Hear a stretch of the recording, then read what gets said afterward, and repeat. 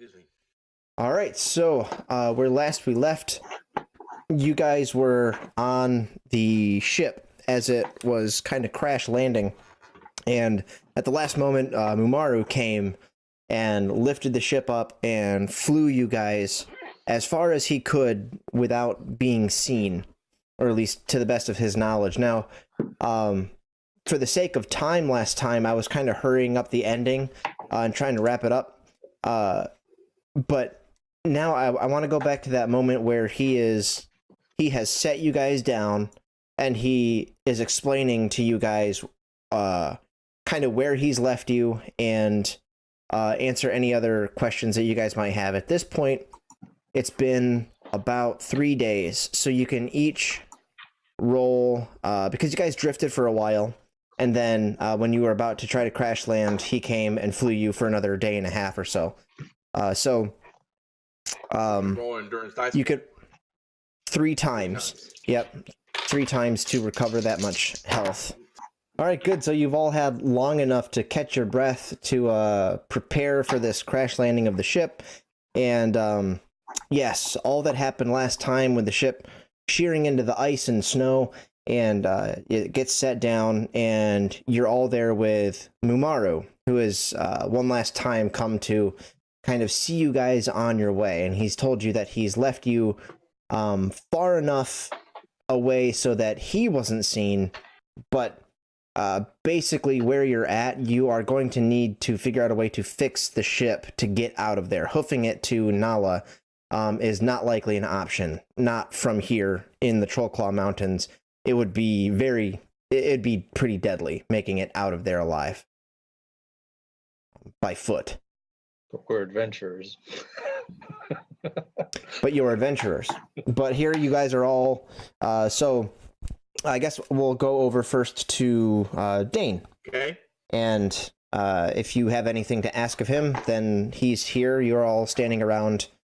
He's about to leave. He's just allowing any questions.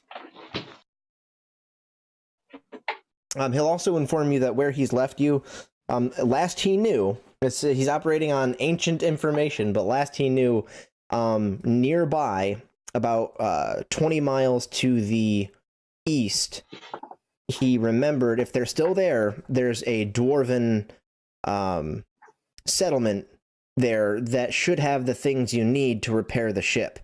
As it stands, the things that you need to repair the ship are not presently on the ship. You guys have the rope, but the chain that busted can't be repaired, and it needs to be replaced, or at least fixed by tools that you don't have currently, either because they were destroyed, or they don't, or they lost the extra chain, or things of that matter. But basically, there's a dwarven settlement about 20 miles to the east that should be able to barter. Okay. I asked him if there was a way that he would be able to check in on my brother and his family to make sure that they have made it to Lane safely. He says, well, he'll say,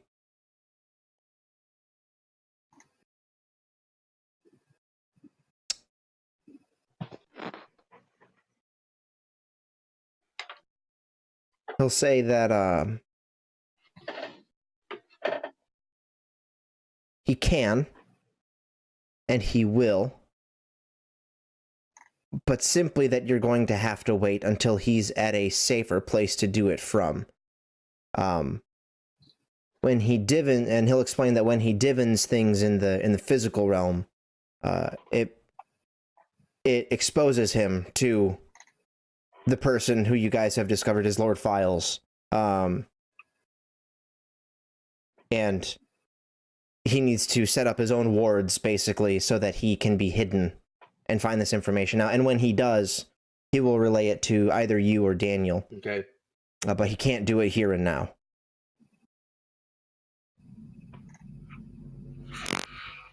That's fair enough.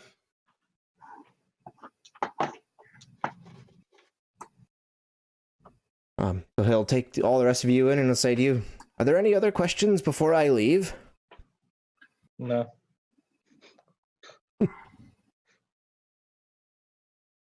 Korak will remove his spear from his back, step up to him, kneel down, and say that he would like to take up the mantle as a knight. And he'll say, this is a noble cause you've chosen to take unto yourself. I see you all bear the mark already. However, to choose to embrace it is another thing entirely. Start to cover up his mark. And yeah, he kind of smirks at Ishtar doing that, and he looks over he casts a glance over to Daniel, and he says, Daniel will have all of the information and the training that you need. The order is carried on without us three dragons for all these years, and it will continue to do so. Very well.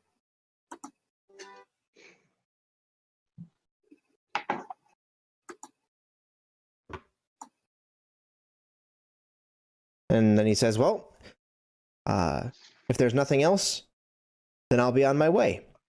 And he does his transformation into the large blue dragon again. And, the ground is crackling underneath his big dragon feet. The wind out here in the cold is wisping across your noses. It is absolutely bitter cold. And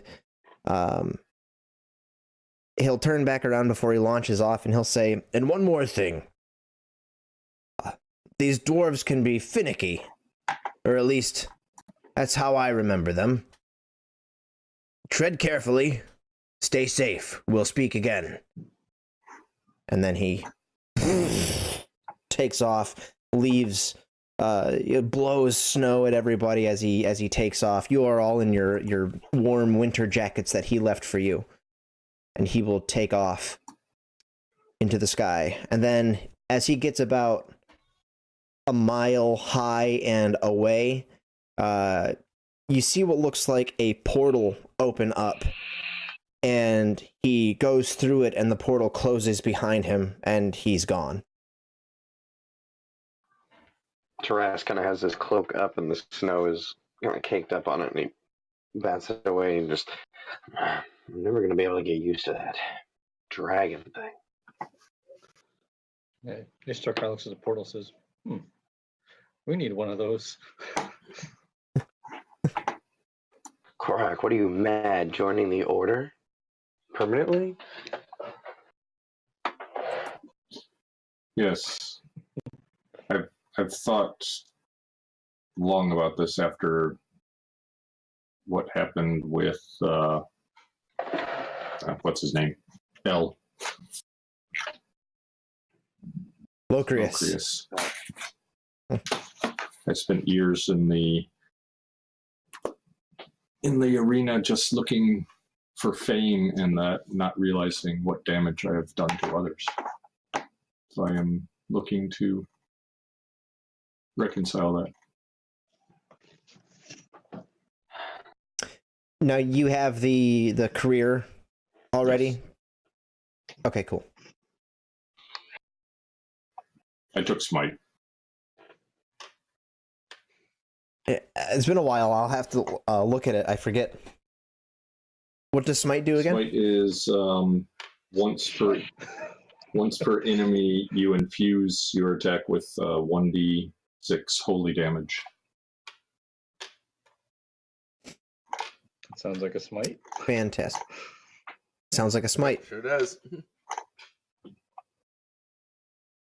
So as you're all standing there, Taras, had you finished chiding Korak? Yeah, well, I think he kind of mumbles under his breath, like, this one fancies himself a dragon rider. Your video's flipping. Mine? Yes. Yeah. Oh. Oh, I don't know. Might have to write it out. I have all my connection, but I'm on a phone, so. All right. Ain't no thing. So, the captain, he'll come up to you guys after the dragon takes off and this conversation happens, and he'll come up to you and he'll say, and he's a rugged man, probably in his early 40s, 5 o'clock shadow, looks tired, worn. He has his own rather nice jacket, not as nice as yours, and he'll come walking over to you guys with the wind whipping and the icicles kind of forming on what little hair he has on his chin, and he says, well, we need a new chain, and we need to fix the eye hole mount on the ship. The eye hole mount got damaged when the chain broke, and that chain, we either need to weld it with tools we don't have, or we need a replacement chain. Otherwise, this thing ain't getting off the ground. And then he'll say, in the cargo hold, as long as it's not destroyed or gone, we have a wagon for emergencies in this kind of situation. It's loaded up with some spices, a little bit of money, some leathers and fur and what have you, things for trading, and there was 2 donkeys, although I don't know where the one went.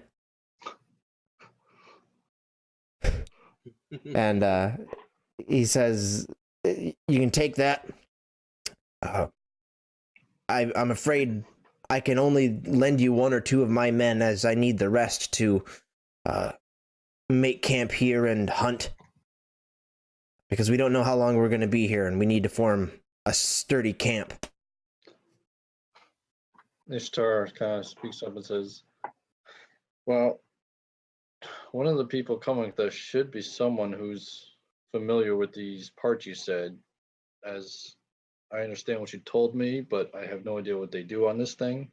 It might help to have someone with that knowledge as part of our, I guess, convoy.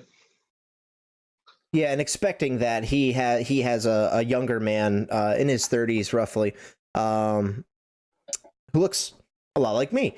And he'll put his arm on his shoulder, and he comes up, and he's kind of got a not as nice jacket on, and he's shivering, and he says, that's what he's here for. You make sure they get what they need to fix the ship. And he says, yes, sir. And he'll join your ranks. Pass him one of my practices here. This will warm me up. Somebody come up for a name for him. Gilligan. Gilligan. I was going to go with James, but okay, Gilligan works. His friends call him Gilly for short. Gilly. Yep. Stranded. You're going to pronounce it Gilly when it should be Gilly. With Gilligan. And our little buddy.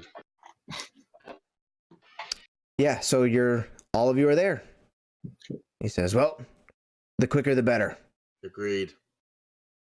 And he takes off back to his ship, unless any of you have anything to ask him. Nope. No, that's it.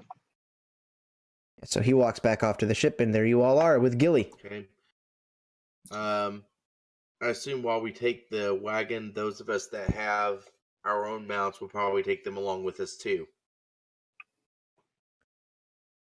Yes. Now, it's a choice for you to make. The weather is such that a sturdy horse will be okay for that length of a journey. However, a not so sturdy horse could find itself in a very precarious spot if its hooves are new and it cuts them up and it slows down. The potential for disaster for a beast of burden is higher than it is for you guys. But of course, your chance of survival is much higher with beasts of burden. So I'm just saying that because your characters would understand the risk of bringing mounts and what have you? Well, my horse actually has plotter as one of its quirks, which actually has its speed counts 4 higher for wilderness travel. And I would guess that this would count as Okay. wilderness travel. So, Yes. Yeah, she has a speed of 19 out here in the mountains. Wow. Yeah. Oh, shit. Oh, shoot. Holy shoot. That's full sprint though. Yeah. So a trot would probably be about half that. And that's still mad fast. Plus, I'm able to mount it as a free action. So, and I've got it, and it's geared up with leather barding with the thermal enhancement put on it, so it's going to be protected from the elements as well. Yeah. So Dane's set. Correct is set. I mean, my horse is double touched, so it provides me extra soak to fire, so I think it's pretty warm. Right. Isteran rides a donkey. Yeah. I think you'd be better off in the wagon, man. Yeah, I think Taras kind of looks at you and looks at the donkey and is just like, you sure you don't want to get in the cart? So Isteran holds up his crossbow, says, "Wagon duty it is." Yeah. And actually, when you go to get Kenya, the young man who's with you, Gilly, he'll say, "There's the other donkey." You may not want that donkey to be pulling the wagon. Just saying. He says, "Well, we need as much help as we can get. There's the other donkey we've got here. So we'll have 2 donkeys pulling the wagon, unless one of you want to pull it, or you want to bard it to your horses." Taras slaps him on the back and says, "Yeah, why don't you pull the wagon?" He what's your face look like when you say that? Are you like really serious? I'm like this. Why don't you pull the wagon? Dead man British humor. Yeah, exactly. And he kind of like laughs at first, like, and then he looks at you again. He's like, "Oh, no." So he'll begin to strap up Kenya and the other donkey to the cart, and he'll put on some large animal coats they have. He'll put them over the donkeys to protect them from the cold. Tarask, your mount. Do you have anything in particular that's going to protect your mount from the frigid cold? No, he has no particular protection. Then Ishtar, I assume, is going to be just singing happily in the wagon. Just got back. That sounds like something Ishtar would do, so I'll say yes. All right. Roll, please, a performance check. This is going to be important because morale in this kind of weather is paramount. Of course, I make sure that the big tent and everything is loaded up on my... I'll load the big tent up into the wagon.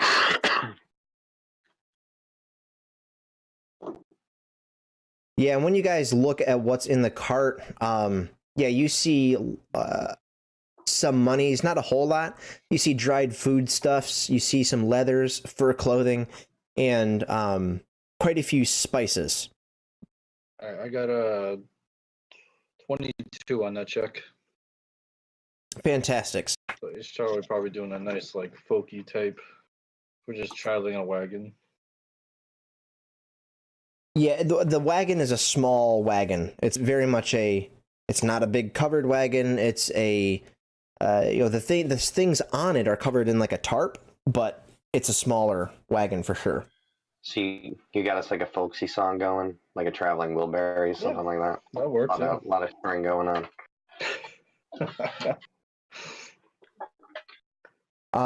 So for this, all you guys are going to need to do is have lookout covered to look out for signs and inclement weather and stuff like that as you travel along, and you're going to need a guide. So the lookout is an intuition roll. Okay. And the guide is a logic roll. And these don't get the bonuses that I mentioned before. Can the lookout use perception also? Yes. Yeah, right. Yeah, so basically I just need a guide and a lookout. And 66 then for lookout. you already covered your morale Oh, check. right, duh, I'm the singer. Okay, then I'm Yeah. 5d6 on for logic plus perception. Anybody better than that? That's not already saying. Logic? Logic plus perception. No, it's intuition plus perception. Yeah, intuition and perception for the lookout. Okay. What was the one that was logic? That's the guide for Would that navigation. also be perception? Or would there be a different skill that we use for that? It could be Tarask's cartography would come into play there. I would be otherwise. I would be 5d6 on lookout. I'm 4d6 on intuition and 1d6 on perception. I'm also 5d6. Okay. And that's the same. Now what would logic be other one? Yeah, logic. The other one's I got logic 6, but I have cartography, so I could add 1. Okay. Maybe that makes me best. I'm 4d6 base on logic.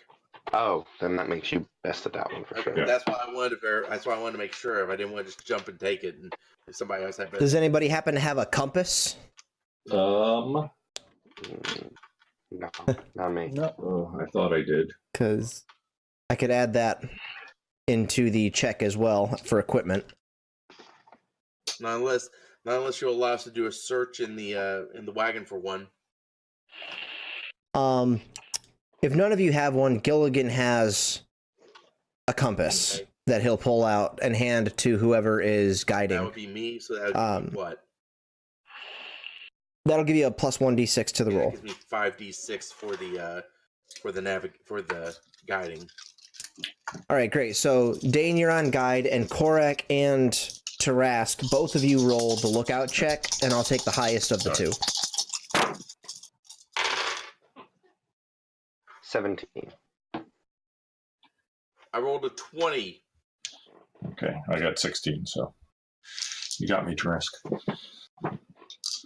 Okay, as you guys are traveling along... We were seeing who could spot nothing faster. Yes. Right. And indeed, as you look around, it's just white. It's snowing out. It's a wet snow. Yeah. You can tell as you're going to the further east, you're going down a mountainside, so the snow is going from this hard compact snow to this wet, trudging, kind of bitter snow that just makes you feel like you have the flu even though you don't. And I think I do. yeah, you guys travel. Yeah, oh boy. You guys travel for about, let's see, if you're traveling at a speed of 4, then that's 4 miles per hour. So it takes you about 4 to 5 hours. So give me one more check for the second leg of the journey. Ooh, I critted my roll check. 3 6s. Well, give yourself a luck die then. So add a luck die to what I've already got. To your pool. Okay. And that gives me Yep, my for total check on later. that was a 25 on my guide. Awesome. 21. I got 21 on perform. 21 beats mine, so take his lookout. All right, fantastic. Korak, you spot a gaggle of geese, and you guys find a small, and it's not a gaggle of geese, it's hardy vultures that are picking away at a freshly killed large rabbit about the size of a beaver. Yeah, so Tarask had a really bad lookout check, so maybe he goes, hey, is that Is that geese up here at this time of year? That doesn't make any sense. No, they're vultures. Oh, yeah, those are less delicious. No, but what you do find is a perfectly good carcass that you could certainly either bring with you to have for food later, or bring back to the ship for food for the crew. Okay. They haven't picked at it too much. It's a fresh carcass. And Dane and Ishtar, between the two of you, spirits are high and you're on the right track. So the next 2 hours go rather quickly, and everybody's in high spirits, and you finally find your way down to a small cave. And this cave is kind of it's not at the base of this big mountain, but it's at the base of a kind of a smaller part of the mountain that dips up after this, in this spot. And so it's kind of nestled in there. It was kind of hard to see, but Dane followed some foot tracks that he saw moving to and fro to different places. And as you approach, you can see a very small ramshackle watchtower on the outside. And everybody make perception tests as you approach. Gilligan make one as well. Yeah, 21. I don't see crap. Yeah, Gilligan's got snow in his eyes. He doesn't see anything either. Yeah, it's kind of. I got snow blinded. 16. 18. Okay, Tarask is the only one that notices, because it's so well blended into this watchtower. There is a small, maybe 3 or 4 foot tall person, humanoid being inside this watchtower, who has a crossbow pointed directly at you guys. Hold up. And he's covered up, and all you can see are his eyes. Hold up. There's a snow sniper. As soon as you say something about a guy with a crossbow, he starts like, not again. And Tarask kind of like puts his hands like in front of his friends and is kind of like backing them up, but also like showing the person behind him that he's not drawing anything. And he's kind of looking back at these guys. He goes, "Someone's gonna have to parlay with him. I don't like dwarves. I don't like many things, Yeah. but I definitely don't like dwarves." But I didn't see him yet, though, did I? Now that Tarask has seen him, I'm sure he's pointed him out, and you look close enough, you look, and you can see his beady little eyes looking at you guys. Okay. Yeah. So I'll stand up in the wagon. I'm not gonna like aim my crossbow. Like I hold it and I show him like I put it down, and I kind of like wave at him. I don't know if it's where's languages on here. I don't know if I know Dwarvish or not. I did not do languages just for the sake of keeping it simple. Also, I made it know like an easy greeting in Dwarvish. You probably know that. so So I may. with the origin that I have, the languages aren't that big of a deal in Isteran. Most people, if not everybody, speaks common. Now they might have their own tongue that they speak to each other in, but most creatures speak common. So I'll start off. I'll say like that quick little greeting that I know in Dwarvish, and I'll say, "We mean no harm," and I'll put up both hands. Like, yeah, you can make a logic test, because what I'm trying to explain is that the only people that would have their own languages are people that are extraordinarily secluded, and so this would definitely be a case where this little group of people would have their own little dialect and their own little language. But you need to make a it's rather specific, so you need to make a logic test to see if you're familiar with their tongue. That's what she said. 10, 11, 12. just had to throw that. That's what she said. Istar's like, hey, You say something you think. I had sex with your daughter. We're mean you no harm. Yeah. You say something you think is right, and you can all see this man or woman. You can't tell at this point. Up on this tower, he keeps his crossbow trained on you guys with one hand, but then you see him take his other hand and he grabs what looks like a metal rod. It almost looks like a metal like stick or baseball bat or something, and he hits a wooden box behind him. Dun, dun, dun, dun, dun, dun, dun, dun, dun. And then he puts it down and he quickly puts his hand back on his crossbow and he just watches you guys. And then moments later, a very small retinue of these small dwarven folk come to the edge of their cave, but they don't leave. They don't step outside the cave. They stand right there at the entrance. And one of them steps forward right to the very edge. And he kind of says, "Come closer."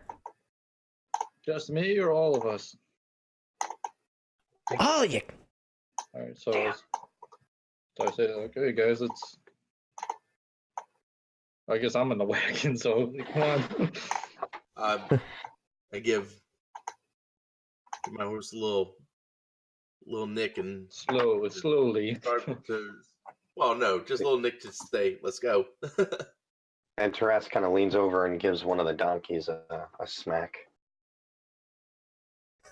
Because the snow. How hard? Just mild. Just the snow makes it harder to get going. I just gave it a little get up and go.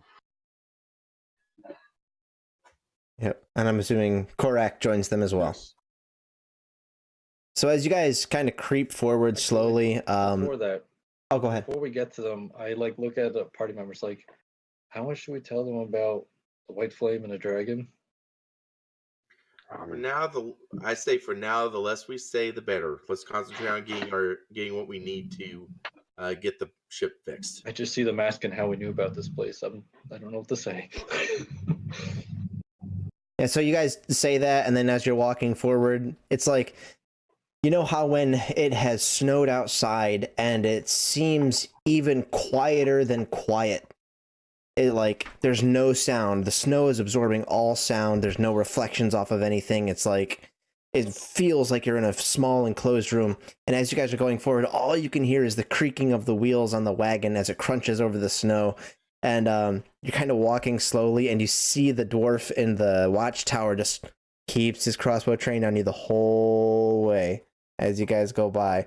It's this kind of awkward moment as you guys creep up to the entrance of the cave. And when you're about 15 feet out from the entrance of the cave, the dwarven man who's standing at the edge of the cave holds his hand up and he says, "Stop!" Sorry, so I'll put, I don't know, I'll stop the donkeys, I guess. I will stop. Yep. Yeah.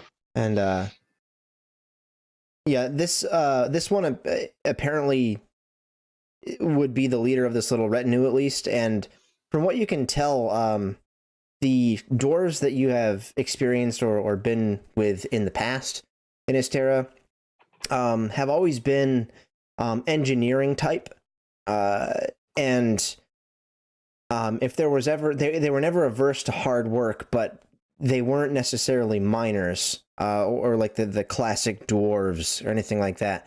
And so their tendency for drinking ale and being hardy and all that kind of stuff isn't so much the dwarves in Istera as they are like the way you think of gnome tinkerers. That would better describe the dwarves in Istera. Just with that dwarven build, they're genetically prone to having muscles and beards and that kind of thing.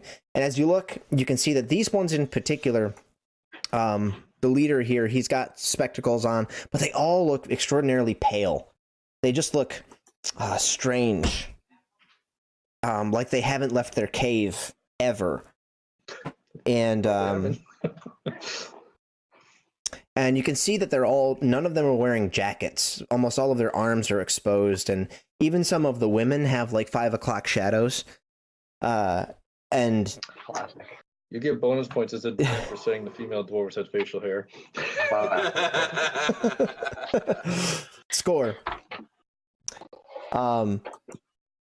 But the leader of them will say, as you get closer, he says, kind of looks around you. He's not looking at any of you. He's looking around you, and he says, "Why are you here?"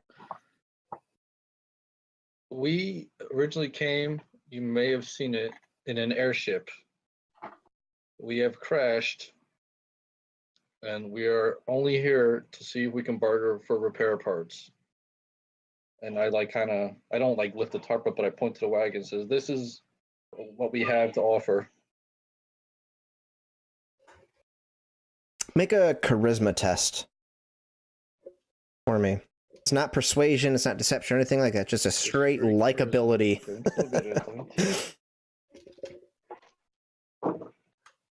Oh, almost pretty. 18. He locks eyes with you and he says, "An airship?" Yeah, it's actually, yeah, it's sort of like, yeah, it's pretty cool. I didn't believe it until I was on it. It's a big old boat that flies. He says, "So you're not from around here then?" No. We Kind of looks at Korak and he says, we launched out of Nala, right? This is out of character. What was the question? Where did we launch out of? It was Nala, right? You launched out of just south of Nala, like 1 hex down below, in a town that was just below Nala, where Lord Colhelm had a small group of basically dwarven scientists, engineers working on a fleet of airships for him personally. Okay. So Nishtar says, "If you don't believe me, it is right back there. I know it's probably not in view, but like I point in the direction we came." He says, "Well, and then why are you here?" I point to Gilligan. I says, we need repair parts. This man here knows exactly what we need. We're here to try and barter if you have them, or can point us in the right direction." He looks at Gilligan, and then he looks at the cart, and he's like, "What you got in there?" No, he's not that close though, is he? No. He seems perfectly content to having this conversation at about 15 feet away. I lift it up, and I start like, as I'm looking, I start saying, "And we got this," almost like an auctioneer, pretty much. I'll hold up certain things to this. Yeah, as soon as you get to the spices, he'll stop you. You're like, "And we got some, I don't know what these are, but they're spices from you." Ishtar might know what some of the spices are. And he'll stop you and say, "Wait, you got any pepper in there?" Do we have pepper? I don't know. I think Korak would. Oh, I mean, I'm sure. Yeah, there's I just don't know exactly if it's in there. Yeah, there are equal measures of salt, pepper. Actually, there's about twice as much salt as there is pepper, and then a few other flavoring spices that would be native to the central area of Isteran. Like, oh yeah, we got quite a bit of salt. We got some pepper also. He says, and when he says that, you all notice that at his feet, and some of you might have noticed this before, at the very edge of the cave, right there where the cave entrance is, there's a very thick line of ground pepper that goes from one end of the cave to the other, like that entrance, like it's a foot to the cave. Barrier for the threshold. Yeah, exactly. Yep. And he says, "Well, what kind of supplies do you need?" I kind of do like something like this to Gilligan and say, "Hey, you're up, buddy." Yeah, and Gilligan will start to step forward, and as he takes like as he steps past you who are in front. Well, I'm still in the cart. Yeah. Okay, well, he steps forward in front of the person who is closest at that point. Like, might be one of the donkeys, it might be Tarask who's sitting there on a mount, and he steps past that, and then the dwarf in the watchtower is like, and all of the dwarves in the cave are like, everything, and he's like, he puts his arms up and he's like, we need chain and tools to fix our ship. If I can see what you have, I might be able to work with it and we can trade and you can have all the pepper we have.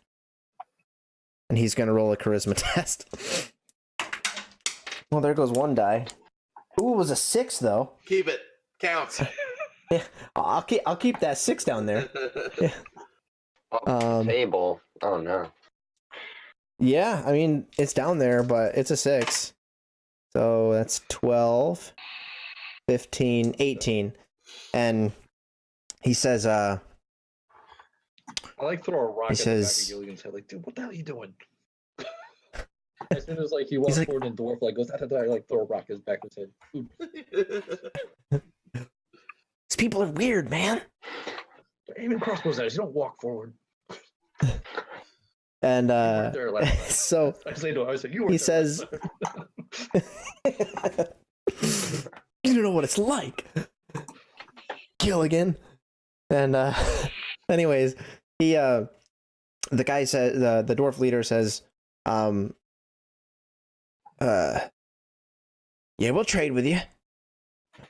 What's that orc doing with you? That's a Korak. He's Chilling. I guess we're kind of like an adventuring party on the airship, and he's part of our party. Tarask, you notice there is a female dwarf there who has not stopped staring at you this entire time. And if ever you make eye contact with her, she kind of gives you a little. To who? To Tarask. If I said Korak, I meant Tarask. I'm about to say, Anyone near sorry, me? my brain went straight. I heard correct. My bad. Yeah, no, Tarask. So does Ishtar see all this? Yeah, is there any? Sorry. See the wink? Yeah, well, to see all like the No, just Tarask. Tarask has noticed that there is this dwarven woman who has not taken her eyes off of him. Well, after he Is there anyone near me? Well, after he says, like, well, we can deal, then what's that orc saying? And Ishtar will say, my apologies. I am Ishtar the Brave. The orc in question is Korak.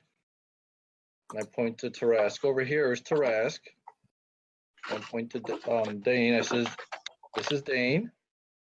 And then the man here who kind of almost killed us all, his name is Gilligan. And then Tarask, Rory, you had asked if Tarask is kind of, yeah, I kind of envisioned you kind of off to the side a little bit, and Dane in between you and the cart, and then Caleb in the cart, or Ishtar in the cart, and then Korak off to the left. Yeah. On his own, on Bloodfire. Yeah, I said the names. I probably like pointed to him or. Yeah, gestured.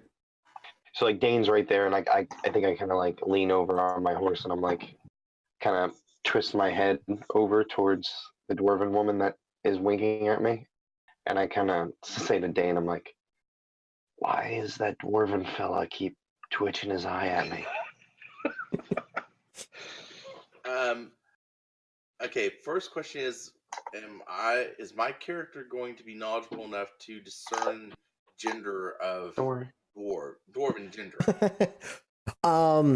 The funny thing is that they all are roughly the same height. They're not all the same exact height, but they're so close in height range, like between 3 and 4.5 feet, that if you were to get a glimpse of one of the women in the back to see if they had like breasts or anything, you wouldn't be able to see because there's other dwarves who block that view. So at this distance, you can't tell. Okay. I kind of look back at him and say, I'm not sure. Could maybe it's not a guy, but if it is, well, There's lady dwarfs in there too. I didn't even. Oh, jeez. And he's gonna kind of like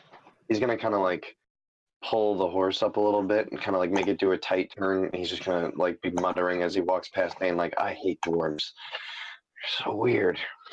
And he just kind of trucks his horse back towards the cart.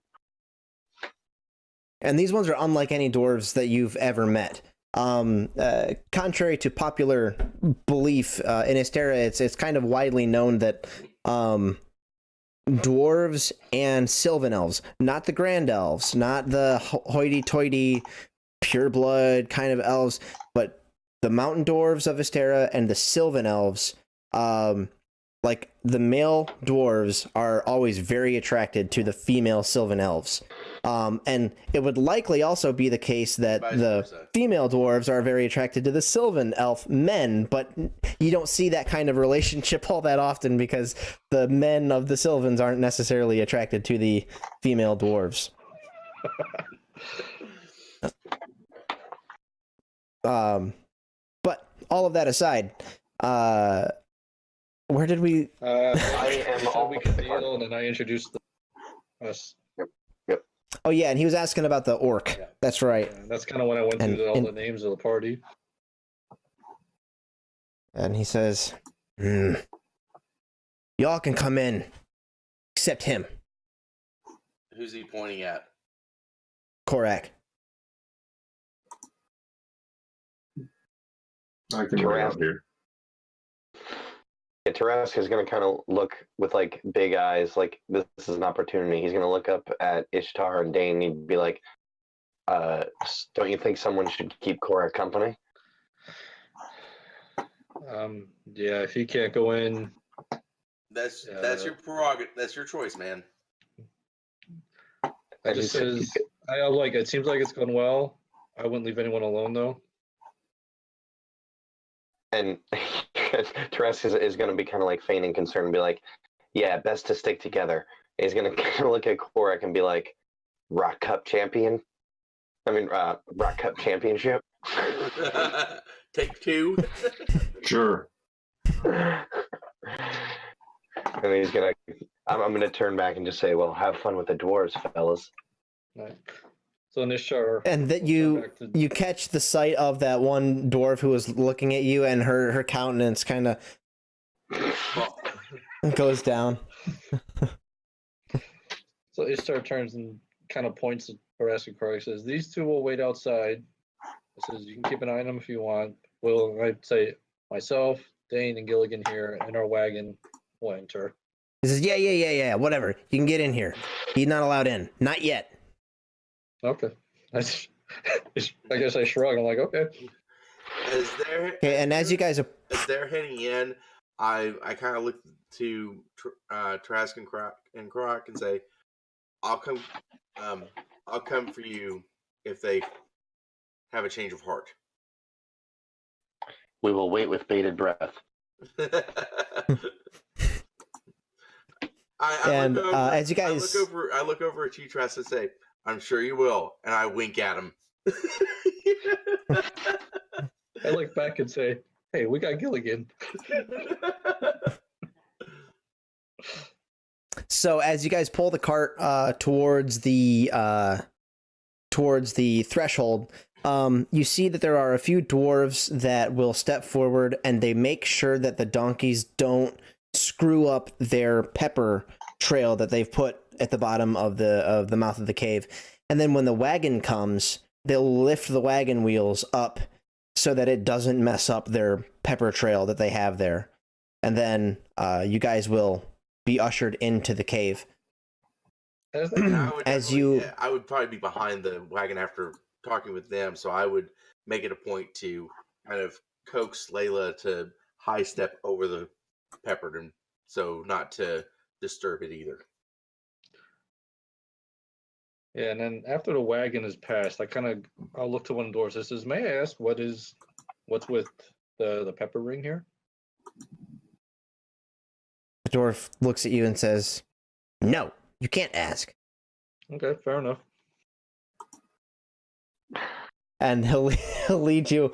They'll lead you down into the cave. As you go down further into the cave, you're instantly warmed. You can't keep these jackets on anymore, and so you pile them. Well, you can carry them. You can do what you want with them, but it gets very warm very quickly as you get down into this cave. And the moisture in here is just ridiculous. The humidity doesn't seem to bother them much, if at all. But you find it hard to breathe. Oh, it feels cramped. And they lead you further on down the caves. There's sconces that light the way. It's plenty bright as you go down through.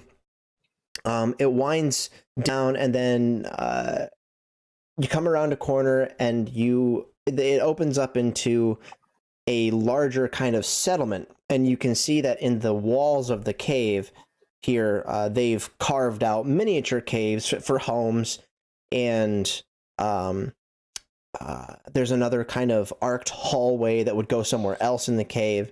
And then at the far back, you can see what looks like the entrance to a different part of the cave that has some railroad tracks that they've cobbled together to go down further, deep down further into the earth. And as you guys are led through this little cave town, the leader will lead you through the arced hallway that they've carved, and you can almost not fit the cart through the cave. And in fact, there are some parts where you kind of have to shimmy the cart through and make sure it gets through to the other side. But you finally make it, and you get through to the other side. And when you get to this part of the cave, this part of the cave is a little bit bigger. It seems to be in a part of the mountain a bigger part of the mountain, and it opens up into a much larger space. And much to your surprise, in the back end of this room, there are a few more. Well, first of all, in the back end of this room, there is a wooden structure, a wooden building. Now, it's nothing to write home about, but the fact that there's a wooden building down here in this cave is kind of amazing. And then along the walls, you see slightly larger cave homes that are built into the cave wall. And then they'll have you pull the cart up to this wooden structure, which is meant to look like some kind of palace, you might guess, some kind of royal structure. They even tried to carve a stone griffin, and it looks like absolute shit, but they did their best. But then the one goes up to the door, and he pulls out this piece of flat stone, and to your best guess, it looks like it's got these carvings in it that are at a very specific pattern, and he plunges it down into a kind of a stone outcropping that they've carved into this block, and he plunges it into that, and then he holds it there for a moment, and as he holds it there, the gate to this wooden structure opens up, and then he pulls this key card thing out, and he puts it in his back pocket, and then he gestures for you all to move forward. Meanwhile, outside, the dwarf just has his crossbow aimed at you guys, and he's just giving you the stink eye. Both of you, Korak and Tarask, he's just watching you guys very intently. Well, I'm going to ignore him, and we're going to get down to our game.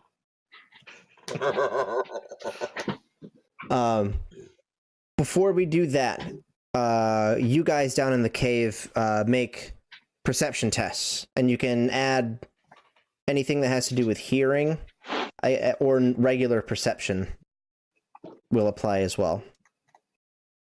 Gilligan will do so as well.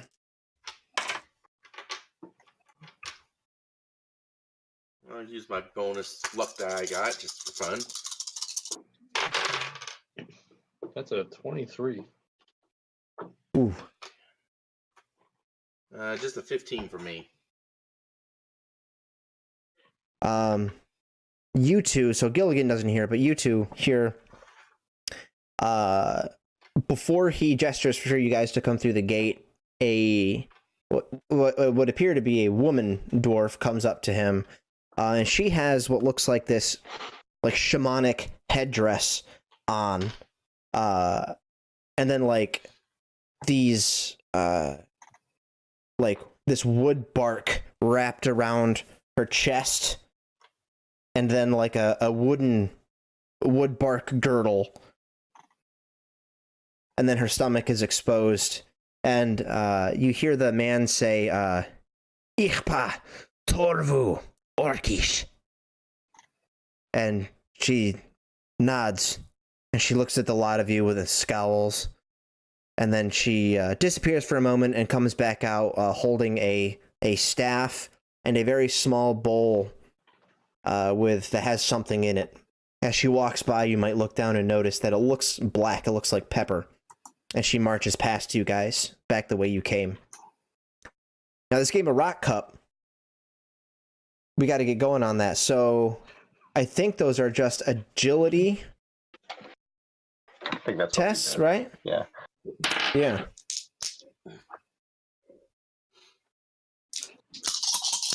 I got a 9. Ooh. I got a 13. Korak sinks it. And Tarask does not.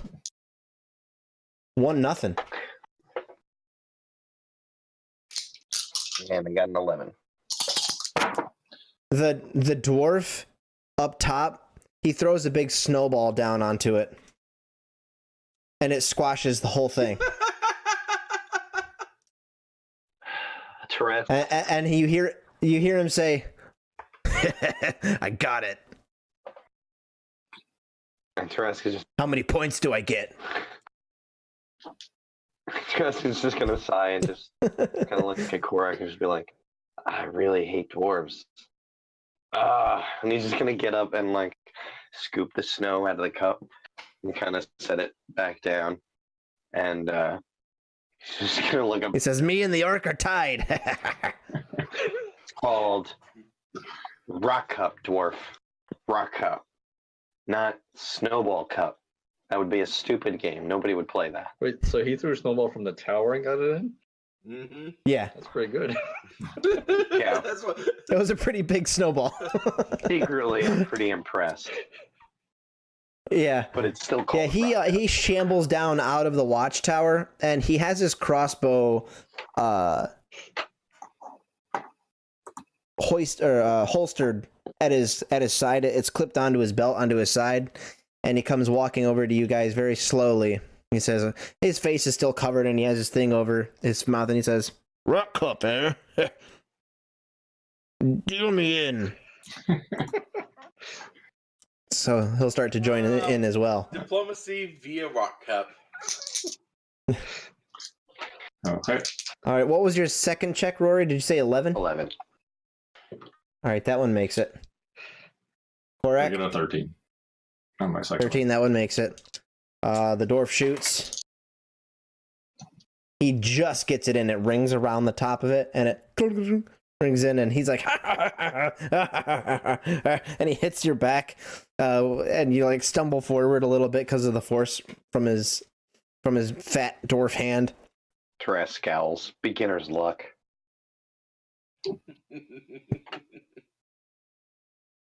Will you shift back down to this wooden palace they have in here, and the man will gesture you in, and you all shuffle in, and it's quite brightly lit. There are several hearths in here that line the walls. They've built in little alcoves, and they've got stacks of wood and charcoal that are burning. The smoke seems to be vented up out through a series of holes that they have drilled into the cave, and it's pulling the air out, but pulling the smoke out, but keeping the room ventilated and circulated and what have you. It's rather ingenious, actually. And the man who was leading you guys, he kind of walks up to this kind of oddly shaped throne, and he'll sit down on it, and then he'll take off his little like knitted beanie that he had on, and he sets it down, and you notice he's bald. He's got some hair kind of going around like this and down, but then he puts on this wooden like crown looking thing, and then he sits back and he says, so what kind of parts do you need? Once again, I kind of put Gilligan on the spotlight. Gilligan will step forward, and he'll say, well, he'll tell him what you guys need. We need the chain, and we need some tools to fix the eyelet. Yeah, on the side of the ship. And the dwarf seems genuinely intrigued as this man describes what you guys need, because he knows exactly what he's talking about, and so that excites him. He's like, oh yeah, we've got the chain that you need. We've got the metal for it, and we've got some tools that we've made ourselves here that would work mighty fine on a ship like that. But what have you brought to trade? Let me see the cart. So, well, I guess I already took the tarp off, and I'm like, here's what we got, and then I'll go through, and I'm like, it seems like you guys need pepper. We do have pepper.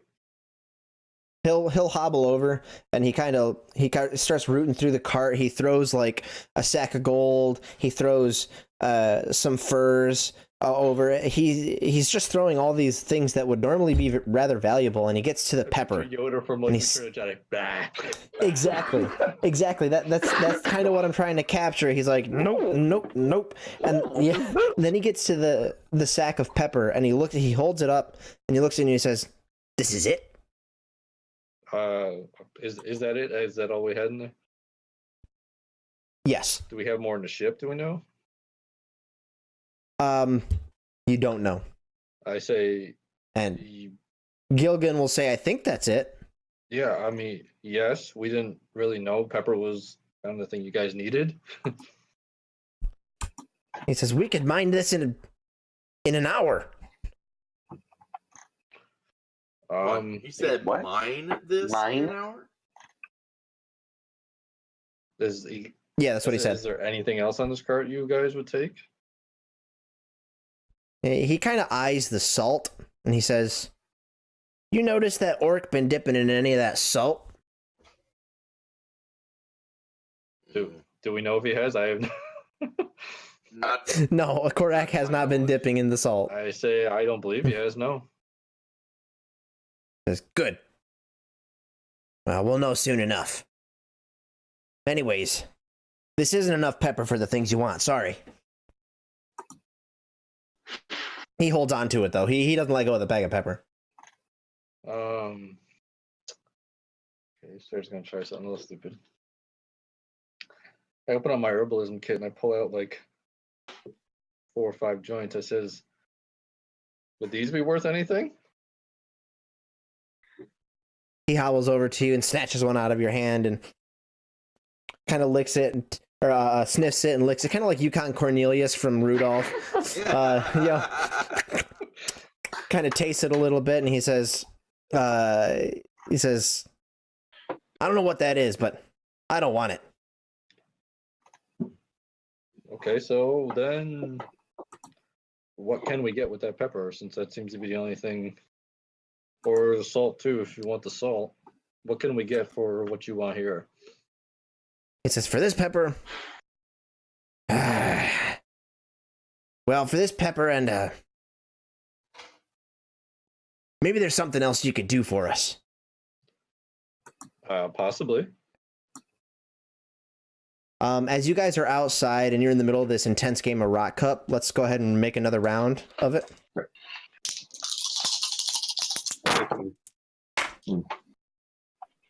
Ooh, the orc did, or the dwarf did really well. I did not. I got a 9. So I missed. Ooh. Yeah, 10's the threshold. What did you get, Tarask? 13. All right, Tarask makes it. The dwarf takes a step back from you, and he tosses it over his head behind him, and it lands in there. He pulled a Michael Jordan on you. Yep, he's getting sassy. Tarask is gonna scowl again and take 2 steps back.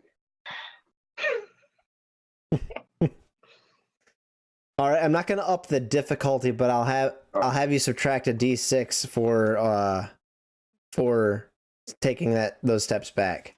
Okay, that makes sense. Well, it would make sense to up the difficulty. Yeah, I'll up the difficulty instead. I'll put it up to a 13 and still roll your d6s.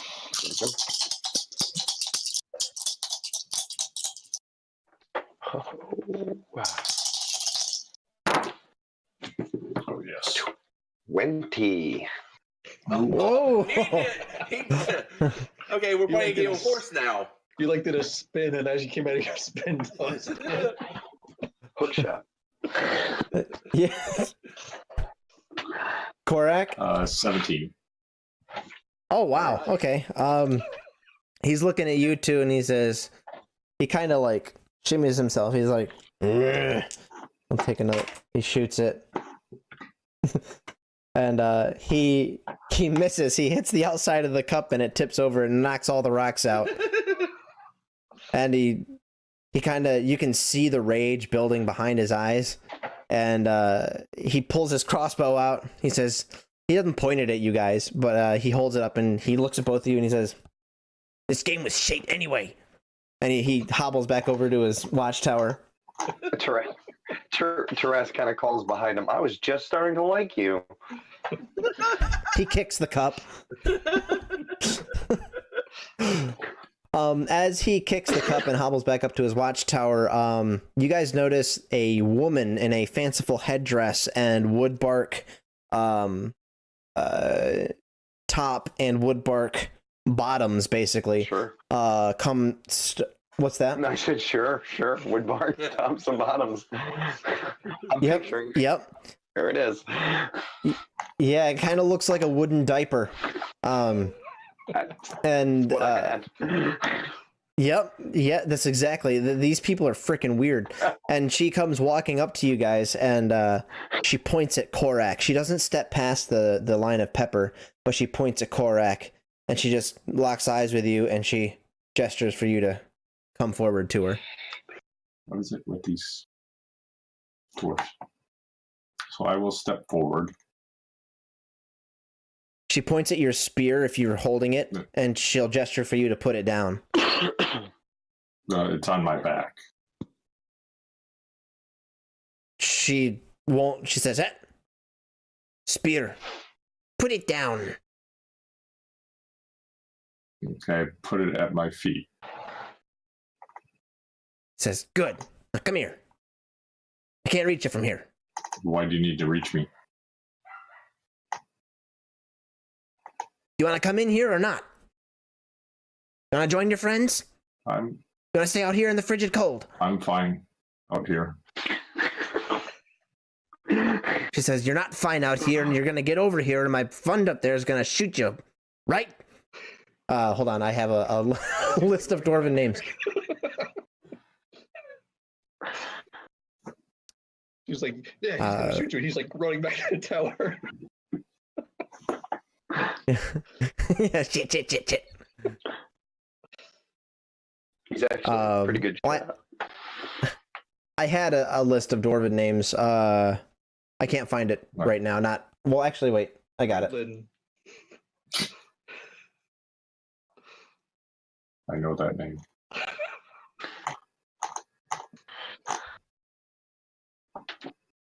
Knew a man by that name once. As a dwarven fighter I played.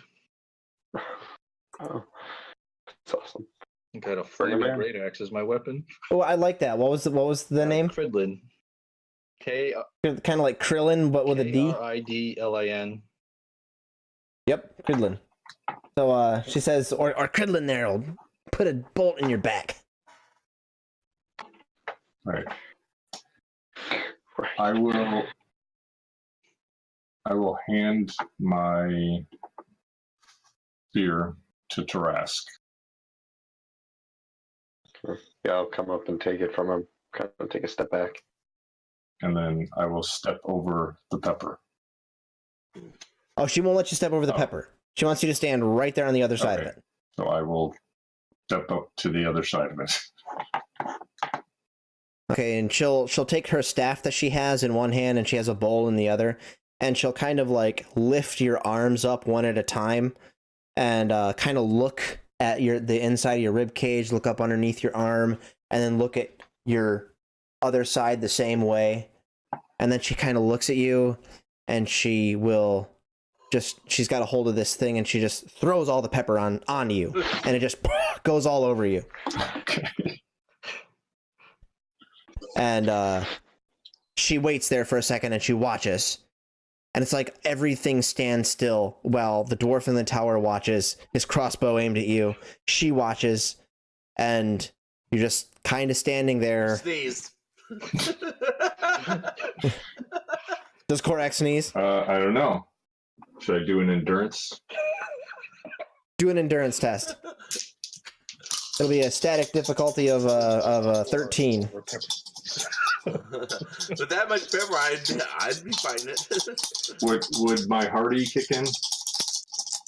Sure. Do it. His food background, does that give him No. Okay, yeah, that's 10, 15, 19, 21. You stand there like a stone. You're just like, it washes over and you don't even blink. Like there's pepper in your eyes and you don't blink.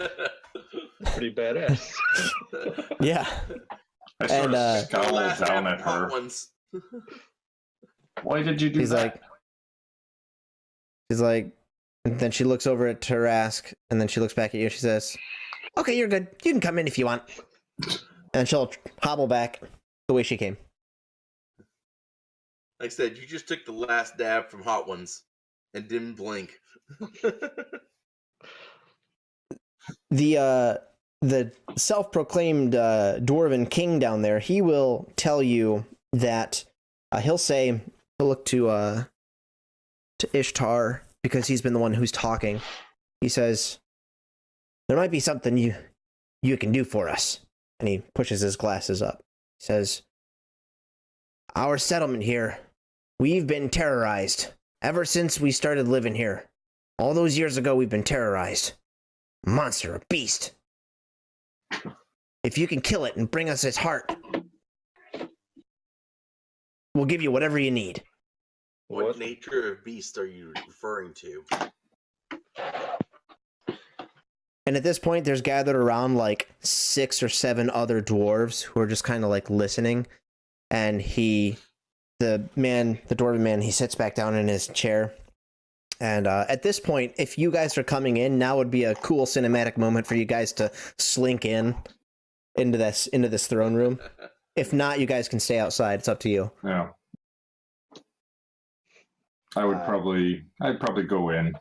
Are you willing to go in, see what trouble they're getting into?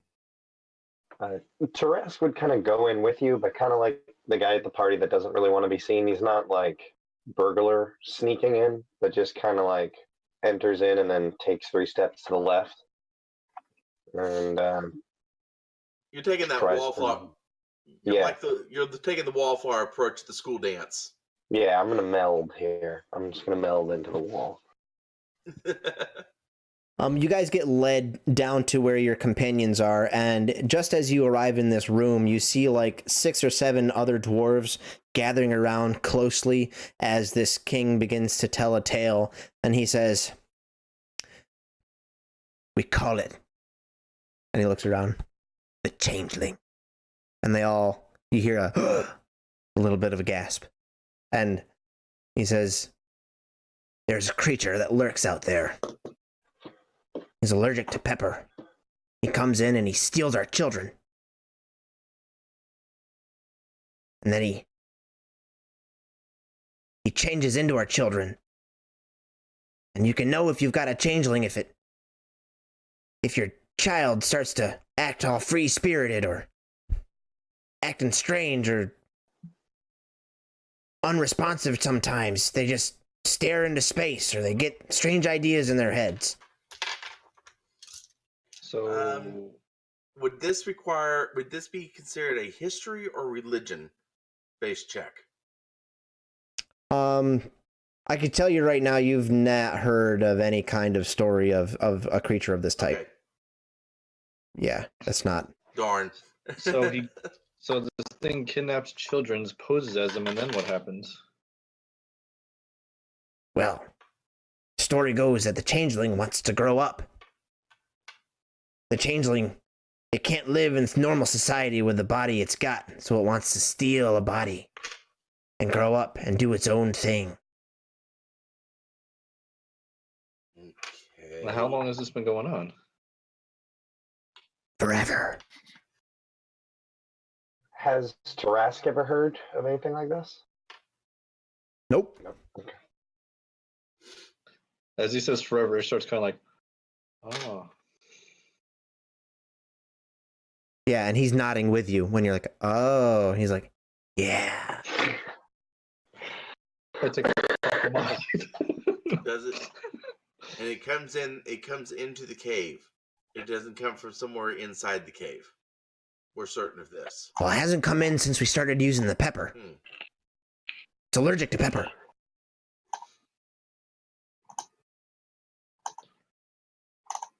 All right, well. So what does pepper do to it?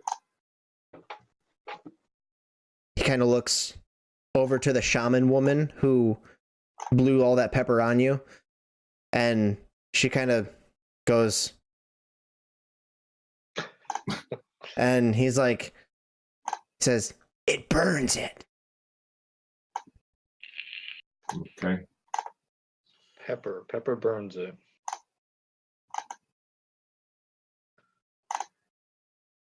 All right. I kind of look to the rest of them. So, hey, shall we look into the changeling?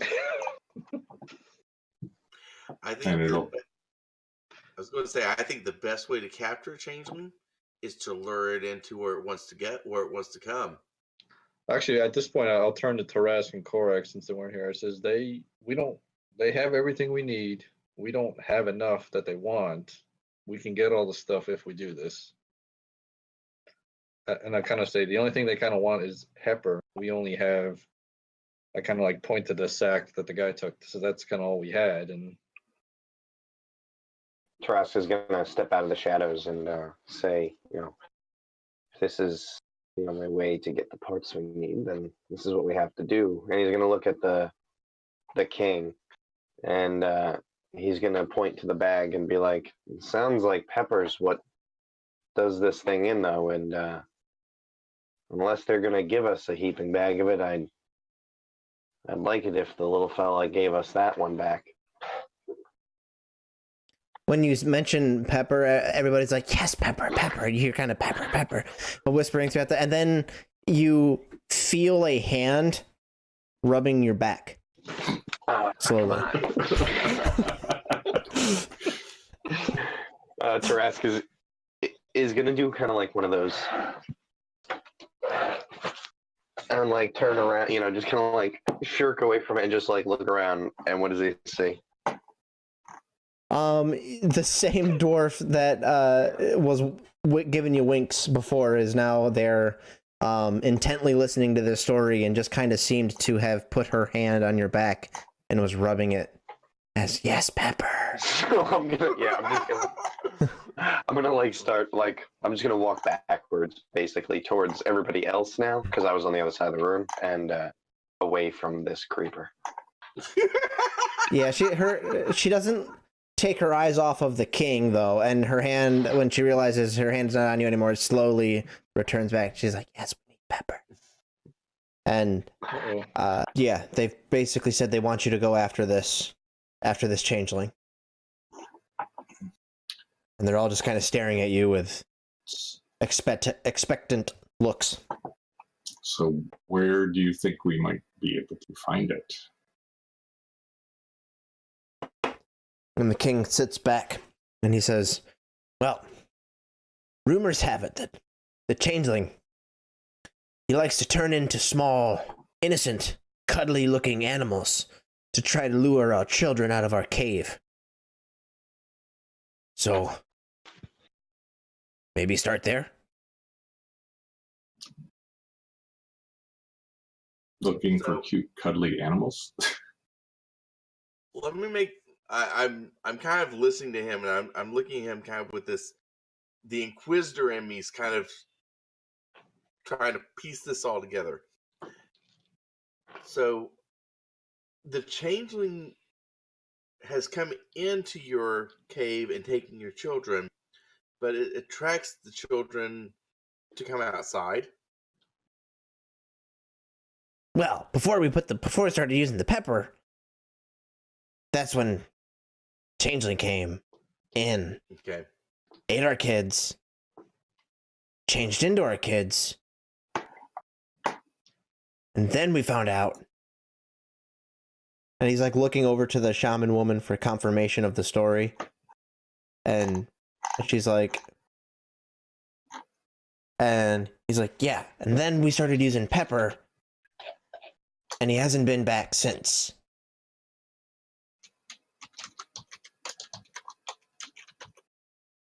Can you loan us a dwarven child? Wow. They all look at you like the one woman who's standing there with a child like holds it closer, and she scowls at you, and she's got like this really broad man looking chin, and even a bit of a stash. I'm about to say, even I look at you with this look going, are you serious? Teresk is completely And unaffected by the dwarves, but when Dane kind of gives him that look, he just goes,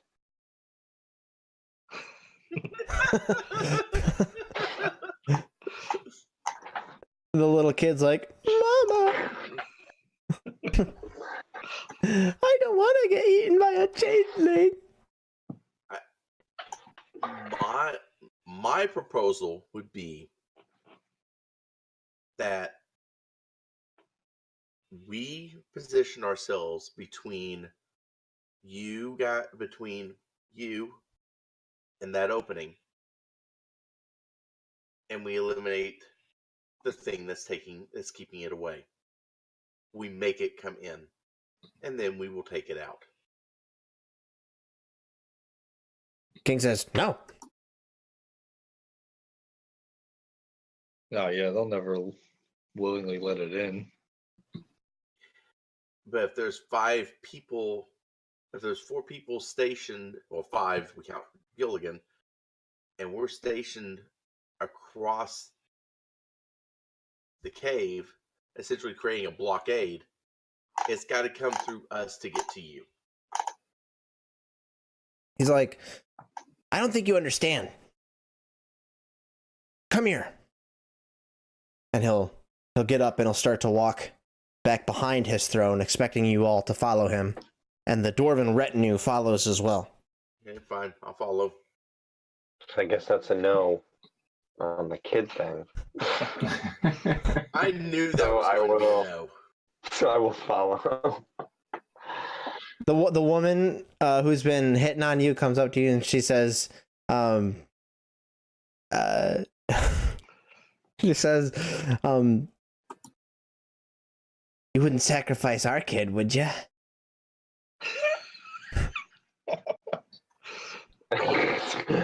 Sorry, give me 1 second. So We'd make a fine looking child. he just kind of like looks down and he starts to shake his head no, like letting her take that as the answer to her question. But then he kind of like looks the other way and goes, like, yes, I would do that, kid. Yes. And he just kind of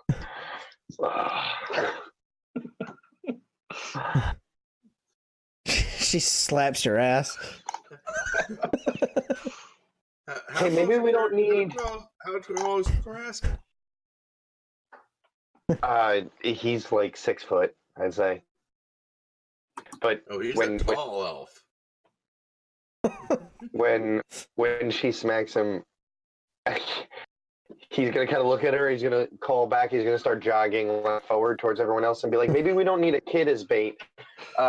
Maybe a regular sized dwarf would be fine." She says, I love him feisty.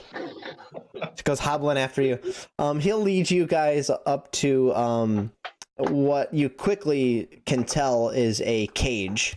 And it's not hidden. It's right there. And he says, "This is what happens when you get bit by the changeling.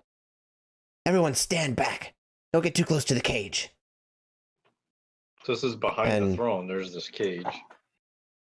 Yeah. The throne is kind of situated in the third quarter of the room, and then back behind the room there's kind of what looks like a master cave off to the right, kind of the master king suite it looks like, and then off to the left is this small alcove, barred off. There's no door to it. Yeah, a little alcove and these little bars. And what are we looking at through these bars? Is this the changeling that we're seeing? Are you gonna go up and look through the bars? Yeah, I will. I'm willing to look. Yeah, when you peer inside, you can see an emaciated dwarf. And if light gets shown in there, he kind of like cowers to the light, and he kind of hisses a little bit, and then you can see his eyes are just white. He looks paler than the rest of them, which is saying something.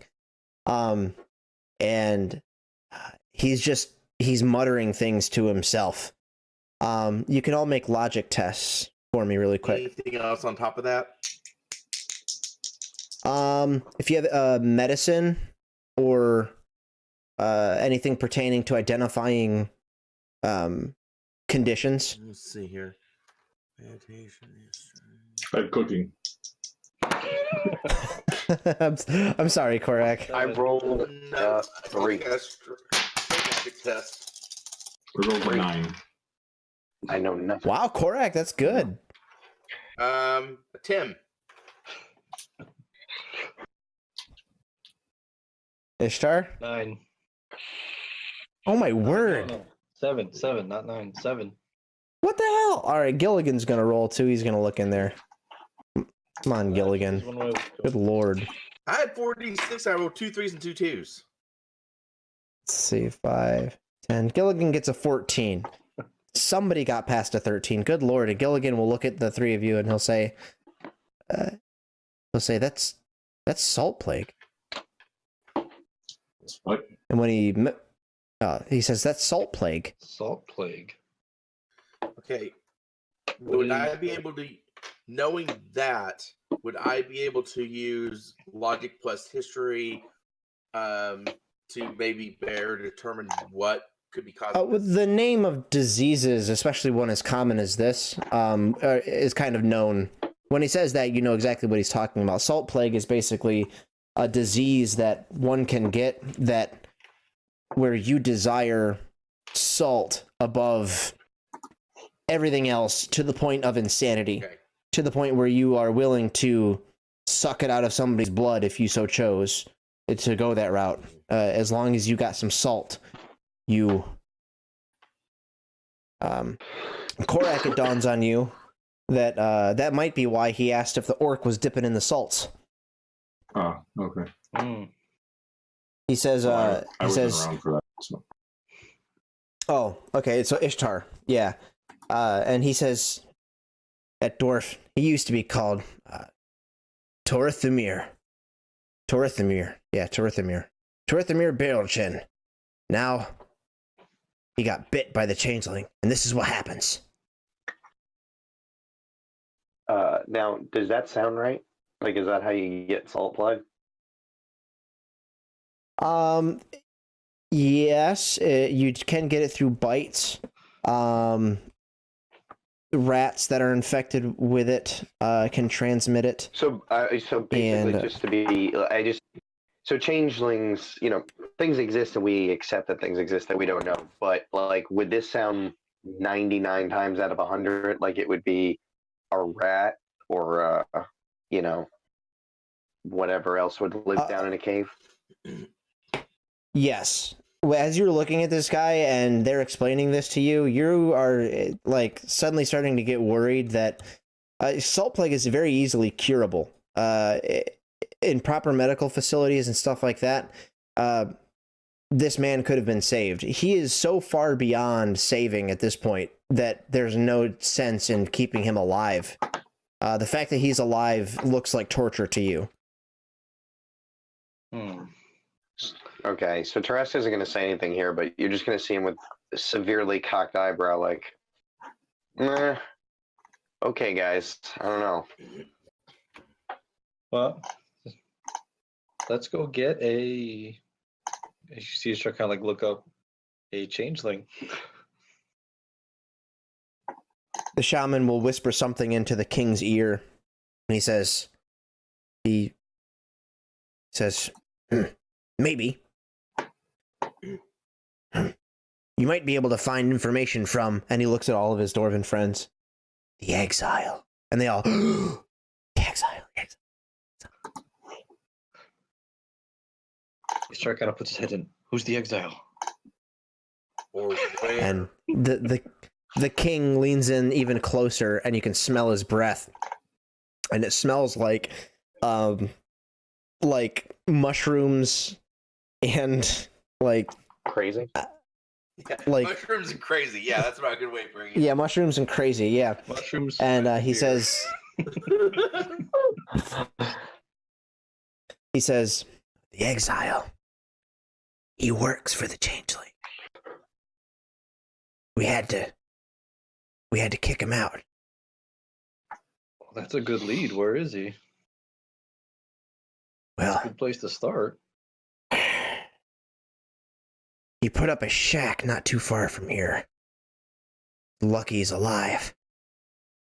He won't let us get near him. If we could, we'd kill him. He works for the changeling. How do you know he works for the changeling?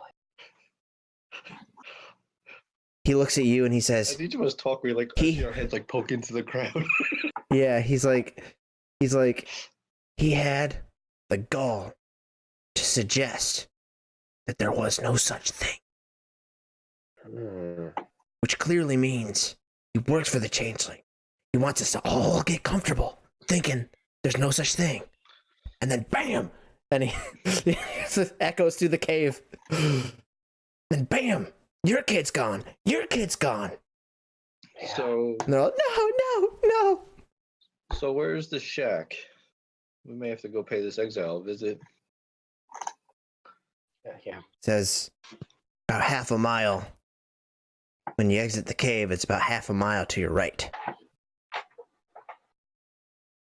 But be warned, he won't work with you willingly. You might have to force it out of him. You might have to kill him. Well, Kinda we hard can do for that. him to Or I'm help pretty if good at he's talking to dead. people. After I hear this, I'm actually going to go to the cart. I'm going to grab a few supplies that I think we could use for bartering with him, with this exile potentially, and load them into my saddlebags. Well, we could probably take the cart back. I mean, they didn't take anything but the pepper. It'd be fat. But time is of the. I'm looking at it as time is of the essence. I move faster on my horse than the cart does, so I could take a few things, and somebody can join me, and we can go and try to negotiate with this exile person and find out more about the changeling. Teres is going to start to follow him, but he's going to look back towards the king and he's going to be like, oh, that pepper. Toss it over. He tosses it over. Okay. Says, we can mine that in an hour. Yeah, I still don't know what you're talking about. He's going to really turn around and follow Dane.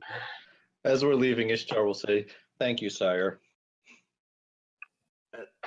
And as you're walking out, you hear him say, he sits on his throne and he shouts from the back of the room. It echoes through the rest of the cave. He says, good luck. Defeat the changeling. Bring its heart back. And actually, once I get up to the entrance of the cave, provided there's no dwarves falling, I want to get down to where that pepper is, and with minimally disturbing it, I want to determine if it actually is pepper. Because if he's saying he can mine it, I know what pepper is, and it's not something we can mine.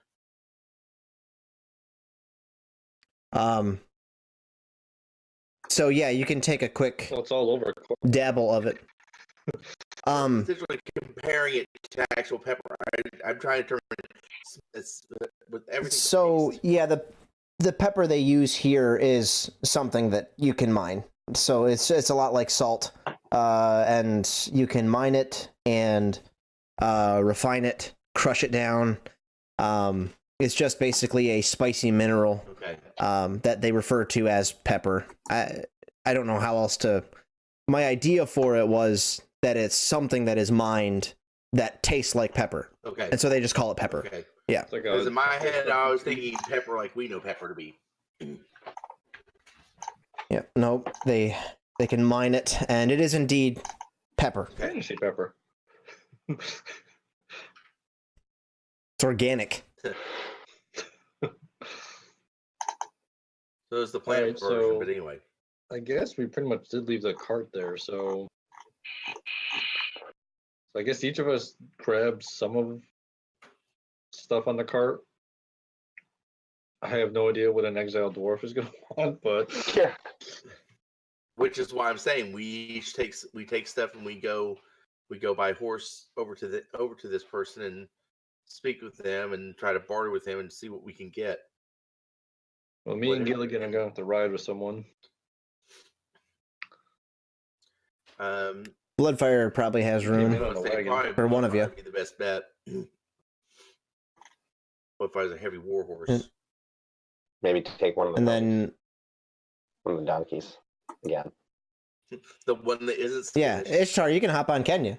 Okay, I got your back. Yeah. I'll hop on Kenya. All right. My trusty That's- steed. You got the worst mount rolls. All right, so you guys strike out towards the exile. It's not very long until you come up to a little shanty. Dane, can you read, or rather Russell, can you read Dane's sense magic exploit for me if you have it ready? Yeah, I have it right here. I am able to sniff out any magic within 60 feet. Now, is this within Okay. visual range of that cave? No, Okay, no, it's not, but only because of the way the mountain winds and wends and what have you. so it's close. If it were flat, it So would it's be. close, but not that close. Okay. Yeah.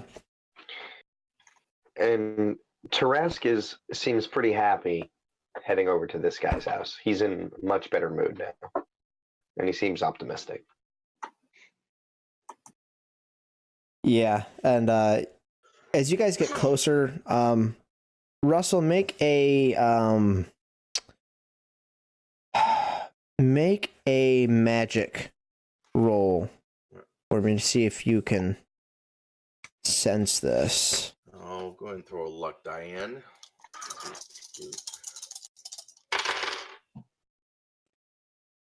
And 10, 14, 15.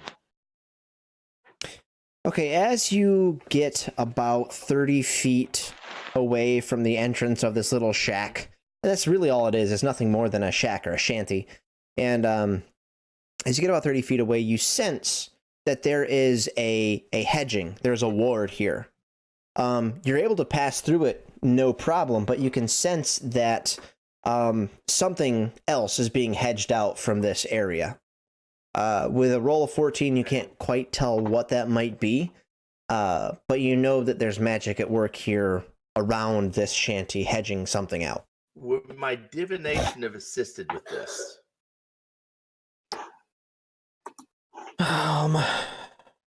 Sure. Okay, I'll roll 2 more d6 on top of this because my divination is at 3 to see if that helps it better. Yeah. Why wouldn't it help? Add another 7 on top of that, so it would have been 22. Okay.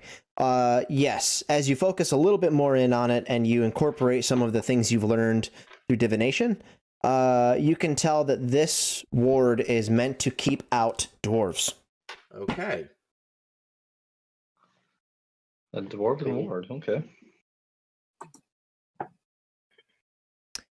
Yes, and you get about 15 feet, and you hear a voice come from the shack, and he says, "Hey, who's there?" I guess that's Ishtar's turn. So I'll say, yeah, that's gonna take a little explaining, but we're here on trying to find something. We have been told that you are in exile, and that you are working for something called a changeling. But I say, but I gotta admit, it sounds like a load of horseshit. That let's literally You see say. a face pop into a window there, and he says, "I see you spoke to Yaldric." I actually never got his name, but a kingish type guy, dwarf in a cave. Does that sound right? That's the one. Yeah, we got an interesting tale from him. He disappears from the window, and then you see his door open up, and he steps out. He is a dwarf, much like the rest of them.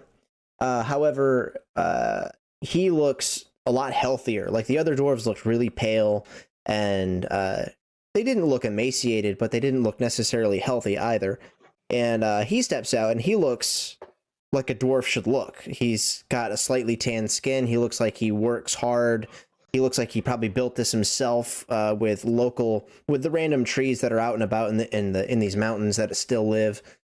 And he's got kind of these long for him, robes on, and fur, not pauldrons, but like a fur cowl, if you will, like a scarf, and fur boots. And he says, "Well, finally, somebody else has come around. Maybe you can put an end to all of this. Just come on in." Oh, okay. So I'll start walking, I guess, in the shack. I'm assuming this is a pretty small place, so our porches probably will have to be put, tied up outside. Yeah, you're gonna have to trust that they won't run off, because there's nothing to tie them up to unless you find somehow to stake them to the ground. I'm willing to take that shot to stake them to the ground just to make sure. Do you have anything to stake them there with? I'd have to take my supplies. Oh, that's true. We did take some supplies. Yeah. Yes, not included among those things were stakes. Unless you want to take the stakes from my tent. Well, that would work. That would be perfect, actually. That's you've got your tent. You specifically said you had a tent. A tent would have stakes, so you can pull those stakes out and certainly use those to. That's perfect. Great. So yeah, you stake down the horses and Kenya, and you all squeeze into this little shanty shack. There is barely enough room for all of you to sit, let alone stand, and you're all in there, but it's really close quarters, and you kind of have to shift about. And there's you see some books, like 2 or 3 books up on a shelf. You might accidentally bump your head on the shelf, and things here are put together, but it's very small space. And he sits down, and he's got a cup of what looks like some kind of tea. It smells spicy, and he says, "So yes, his name is Yaldric Anvilhelm. He runs the cave down there. I tell you what, getting kicked out of that place was the best thing that ever happened to me." As you look him over, you can see he's got a few scars. Hold up. Ishtar will start. I guess he'll do introductions. So it says, "Well, I'm Ishtar. The Dane, Korak, Tarask. Oh, and Gilligan. Can't forget Gilligan. I'll say, well, yeah, I know this is probably kind of weird us coming here, but let's just say we were in an airship. It crashed not far from here. We went to the cave to try and barter for parts. We were told to bring the heart of a changeling to him to get what we need. He kind of rolls his eyes when you say that part, and he says, and I'll add, like, because I don't know anything about changelings. He sounded pretty damn crazy. He showed us a victim of this changeling, and he says, I honestly don't know if he was bit by it, but he's got salt plague, which is easily curable. Except for him. Says, well, it would have been easily curable if they hadn't let that poor man rot in there for years. So then I look at him and says, so what is going on there? They want to take everything they can and blame it on something else. They want to take their kids acting up and blame it on some monster. They want to take imagination and blame it on some monster. And now it's allergic to pepper. Yeah, well, because that makes sense. So how did this, for lack of a better term, how did this mythos start? What brought this on? Says, well, my theory on it is that they can't handle the thought that the way they live their lives has a negative effect on their health and on their children. So whenever they have a child that dies from some disease, or they have some poor sod who gets bit by a rat and gets the salt plague, they have to use an excuse. They have to have a reason why things can't change. And how long ago did this start? Long as I've ever lived here. Yeah, my whole life. We were told forever. So there is no changeling or monster or anything hunting them? He says, I don't think there is. Now, I've seen some monsters in my day. Bad things exist in the world. No, we know they exist. We know that, yeah. But I was almost killed for even suggesting that maybe the changeling didn't exist. They didn't just exile me, they tried to kill me. How do you think I got these? Well, then he's got a large scar that goes up from there to his eye, and he's got like a burn mark on this shoulder. Yeah, we got the whole shindig on how you became the exile, and because of that, you were working for this changeling. By the way, how much does the changeling pay you? He laughs. If only. Yeah, I'm about to say, so that much? Huh? No, just kidding. He said, I'll tell you what, if I could find a changeling, I would hire him to eat them all. You said you came here on a ship? An airship? An airship. That's intriguing. An airship, yes. It's actually not that far from here. That sounds fantastic. Let's just leave.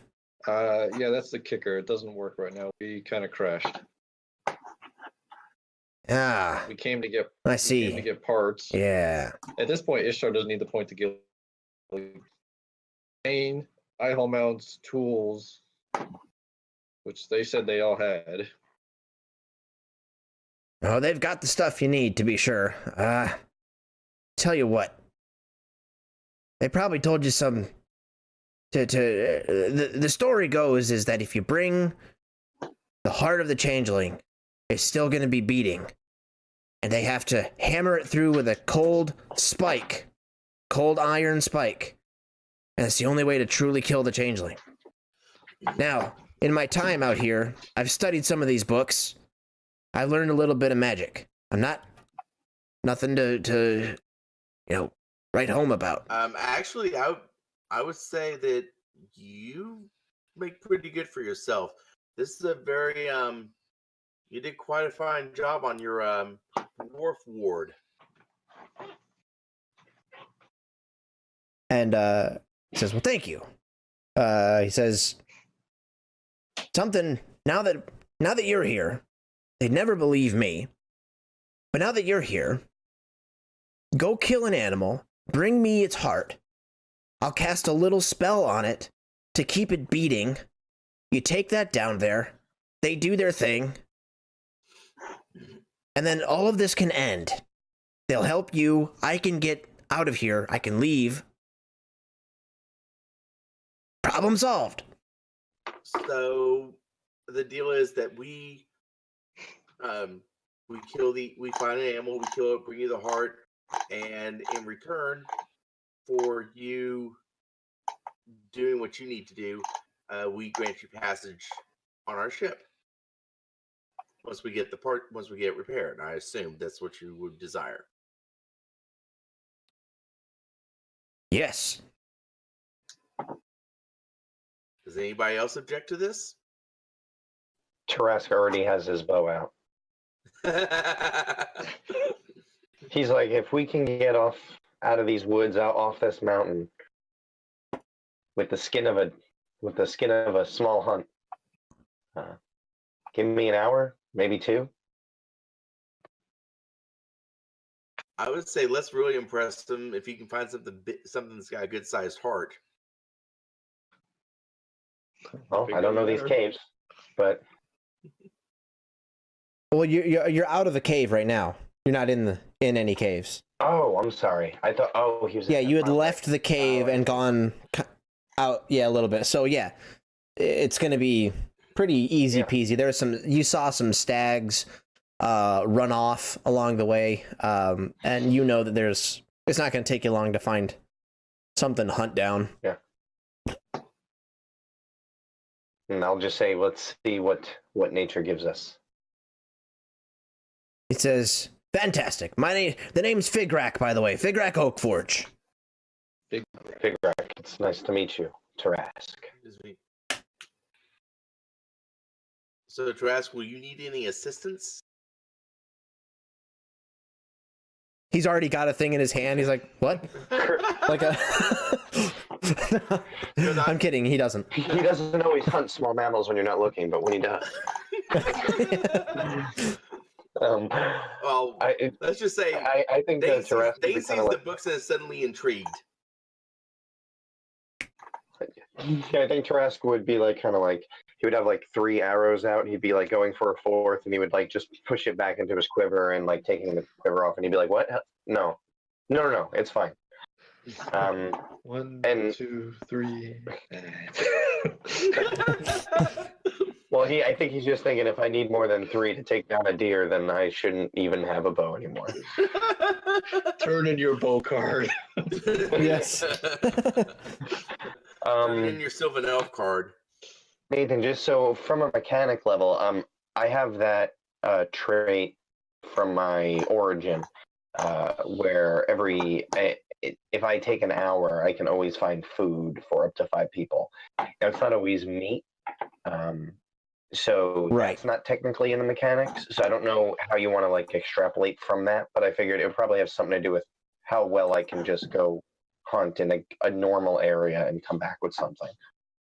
Right. So what that's going to do is normally it would be 2 checks. It would be a check to find where you tracking and then hunting.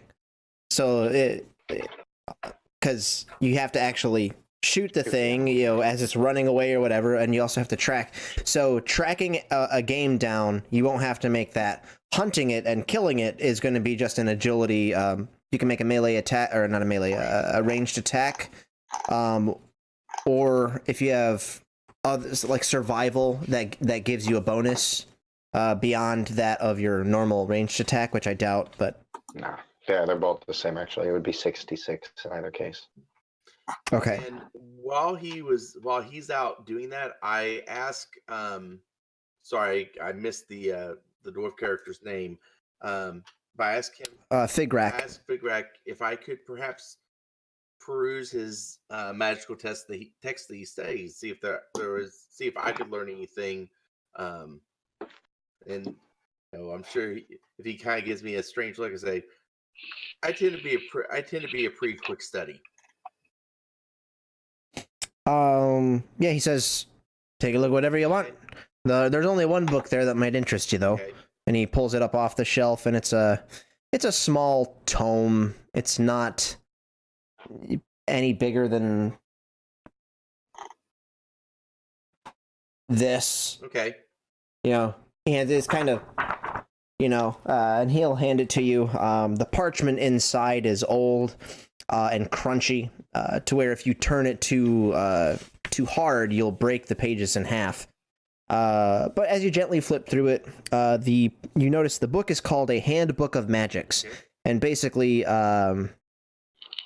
it is a small book that contains very basic incantations, very basic, kind of zero level what cantrips for various different things, such as flicking a candle on. Creating a little spark for a flame, or like 0 level spells. Yeah, prestidigitation kind of stuff. Okay. After I kind of look over and see what it's like, I'd be really curious to learn from you how you created this ward. Kind of looks at you out of the corner of his eyes like, what ward? There is you have a spell around your house that protects you from other dwarves. He looks around. He's like, how do you know that? I've gained some skills in my life that allow me to notice magic.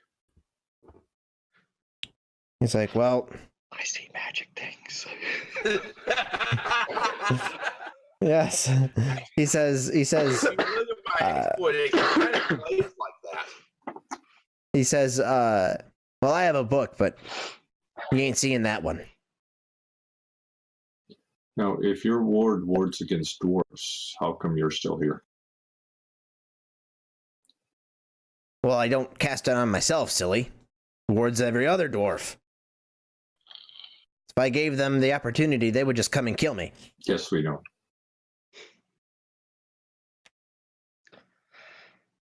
All right, so we shall be on our way to get the heart of something out there. We'll bring it back. Taraska's gone. He had already stepped out. I say, well, perhaps we can discuss that once we get back on the airship. Says there ain't no discussing. Can I have some tea? He looks happy at the change of conversation, and he says, well, yes you can. And he'll brew you up a tea. It's very barkish and it's very spicy. You can make a logic cooking test to see if you can recognize what is in this. Okay. And since it's my it'll explode. Yep. I tried to steal the book. Well, theft is not something I have knowledge. I did explode, but I still only got an 11. Okay, with your 11, you can still tell that these things are local, which you probably could have gathered anyway, just from the circumstances, but the barky taste is coming from a local tree. He clearly took some bark, stripped away the outside of it, and just kept the inside, dried that out, and ground it up, and put it in a tea. And then the spicy, you can't quite put your taste buds on what the spicy might be, but for all intents and purposes, for us, it tastes like ginger root. Okay. So it has this barky, gingery taste to it. Okay. And it's very good. Clears your sinuses out. This is excellent. Thank you. Okay, Ishtar, My pleasure. Ishtar, when you're mentioning what you mentioned, did you kind of whisper that to me in the background Which one? about some theft? Uh, I think he's probably just thinking that to himself. myself. Okay. I'm like, I am good at taking. What?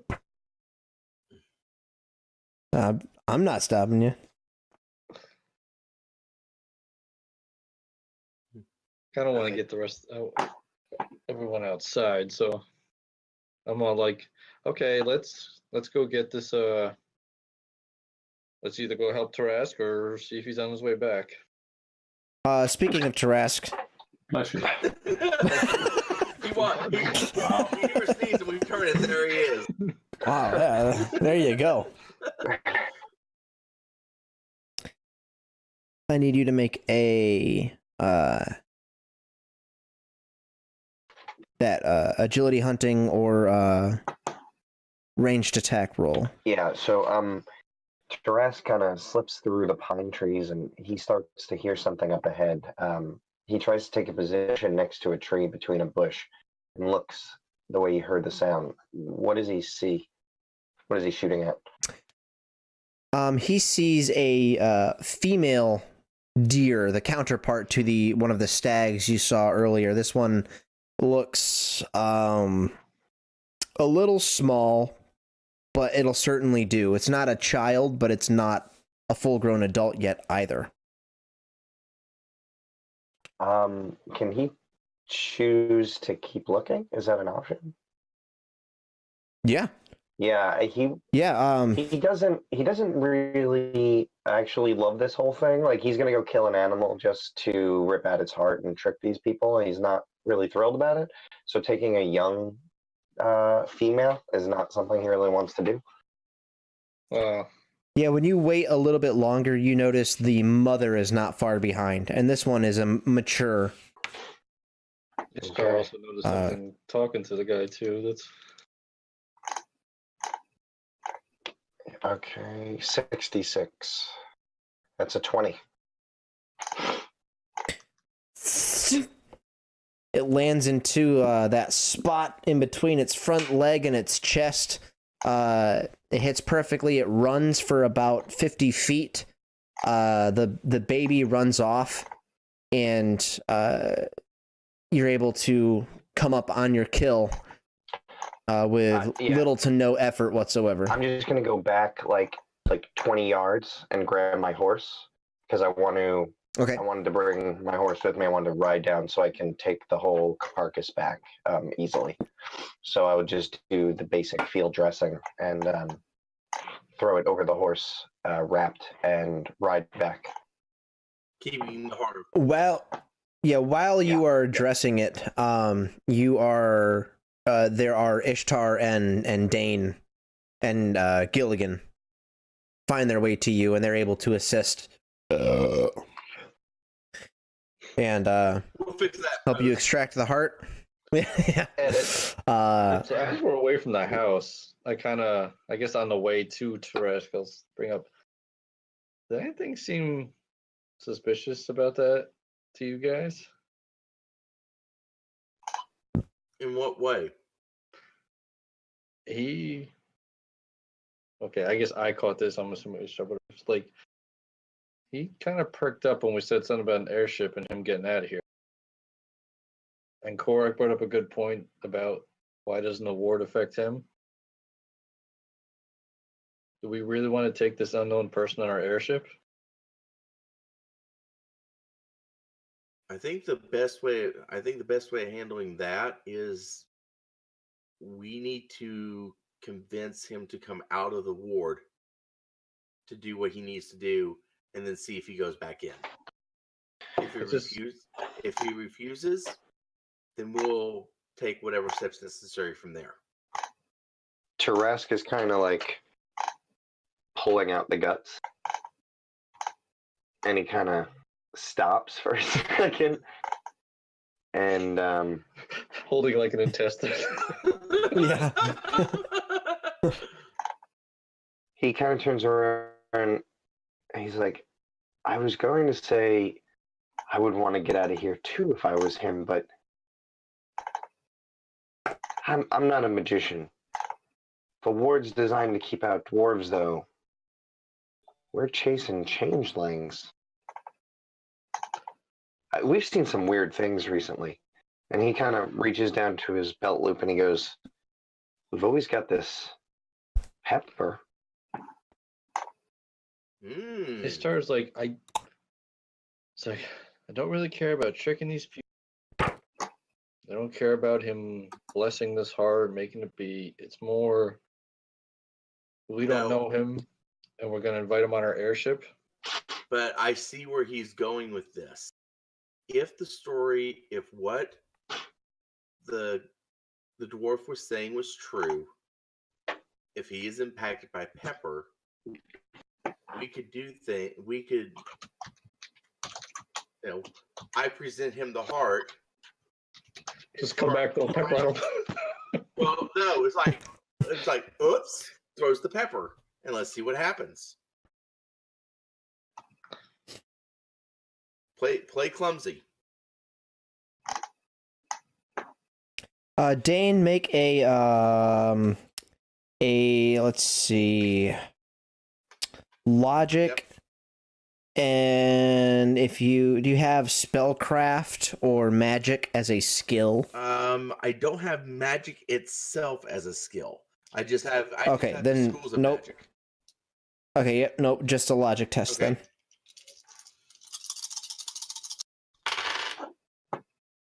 13. Okay.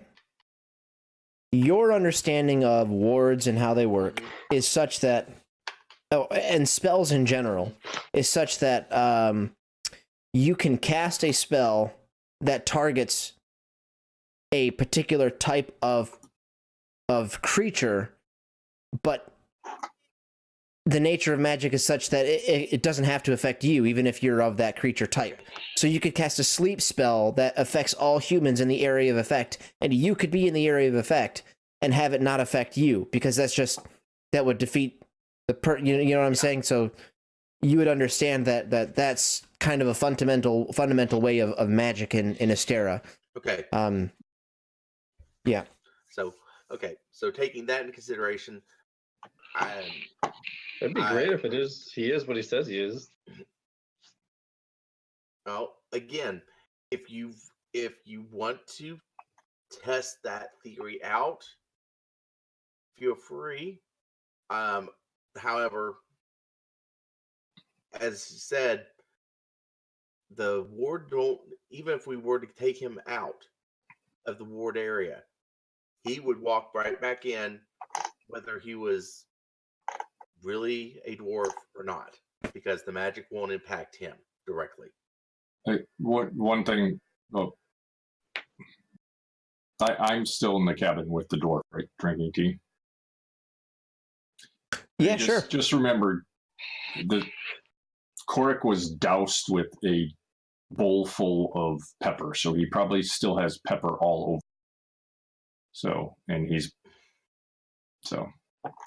Okay, so. And we're probably better equipped at the ship too. If he is something else, we're better equipped at the ship. Yeah. Let's get our tools and parts and then worry about that. Agreed. All right, so you finish dressing this deer. You get the heart. I'll take the heart.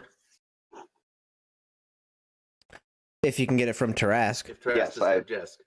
No, that's fine. Tarask would hand over the heart. Okay. You'd be busy trying to get that. You'd be busy trying to keep that deer in one spot, and not slipping off. Don't go breaking my heart. Okay? Keep it safe. So, if I tried.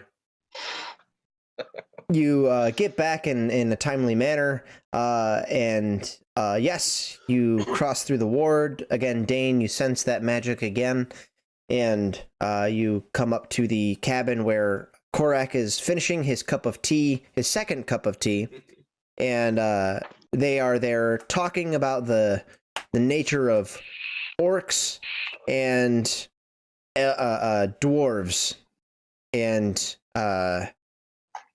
culinary topics about the taste buds of the regions of that orcs come from and where dwarves come from and all of that sort of thing. And you walk into the cabin and he says, "Fantastic. They're back. And Give me the heart." I take the heart and I set it on the tables. He says, "Great." And all right. So, he'll grab his little book of incantations that you would flip through, and he flips to a page, and he says, "Oh, that's right. Yes. Okay. Here goes nothing." And he whispers a few words, and they kind of go out in whispers into the air, and his hands glow ever so slightly for a moment, and the heart turns a little bit more red, and then has one chamber starts to twitch, and then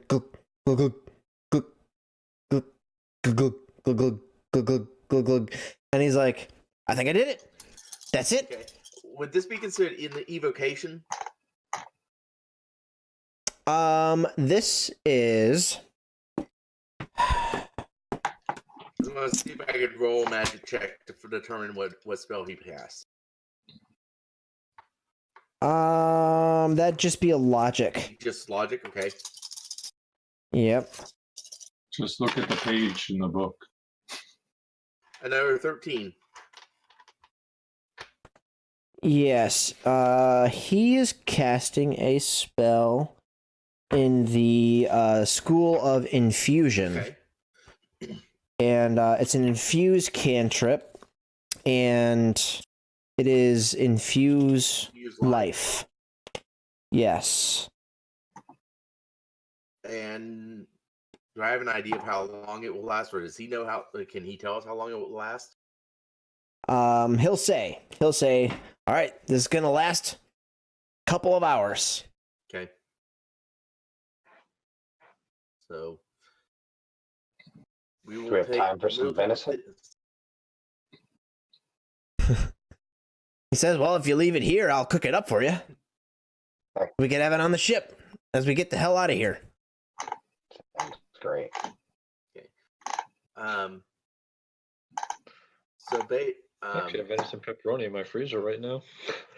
Oh, that sounds so good. I will offer to take the heart because I can, since the steak, I'm guessing my steak is iron, knowing the story based on what he said. I'll relay it. He says, "Don't worry about that. They've got the steaks they need. Okay. They've got the iron spike." Okay. So Let's go make the trade. yep. Let's do it. Okay. You head back down. Doesn't take you very long. You get to the cave. They let you in. They are all eagerly watching you, their eyes very wide as you walk through the cave with this still beating heart in your hand. And Cork would have spread faces like, whoa. Cork would have spread blood across like his face, and his hands would be bloody. I'm carrying it, cradling it almost in reverence. Like I'm trying to play it up like I've whatever we did was just so profound for them. Yeah, and you don't need to roll a check to convince them because they see that still beating heart and they are like, "Oh my gosh!" They see you guys walking in, and you walk back. You're ushered. You are escorted, as it were, back to the back cave where this the king is at, and every dwarf is there. There must be 70 or 80 dwarves gathered in this cave, surrounding you guys in a circle. And the king, he'll take the heart. He has his shaman right next to him, and he holds this heart up in front of everybody, and he says, "This is the moment we've been waiting for. These outsiders, these strangers, they've done it. They've captured the changeling, and through this process of stabbing this heart with this icy spike, we'll kill the changeling once and for all. He'll never be able to regenerate again. He'll never take our children again. And they all, yeah, woo! Yeah, they're all happy.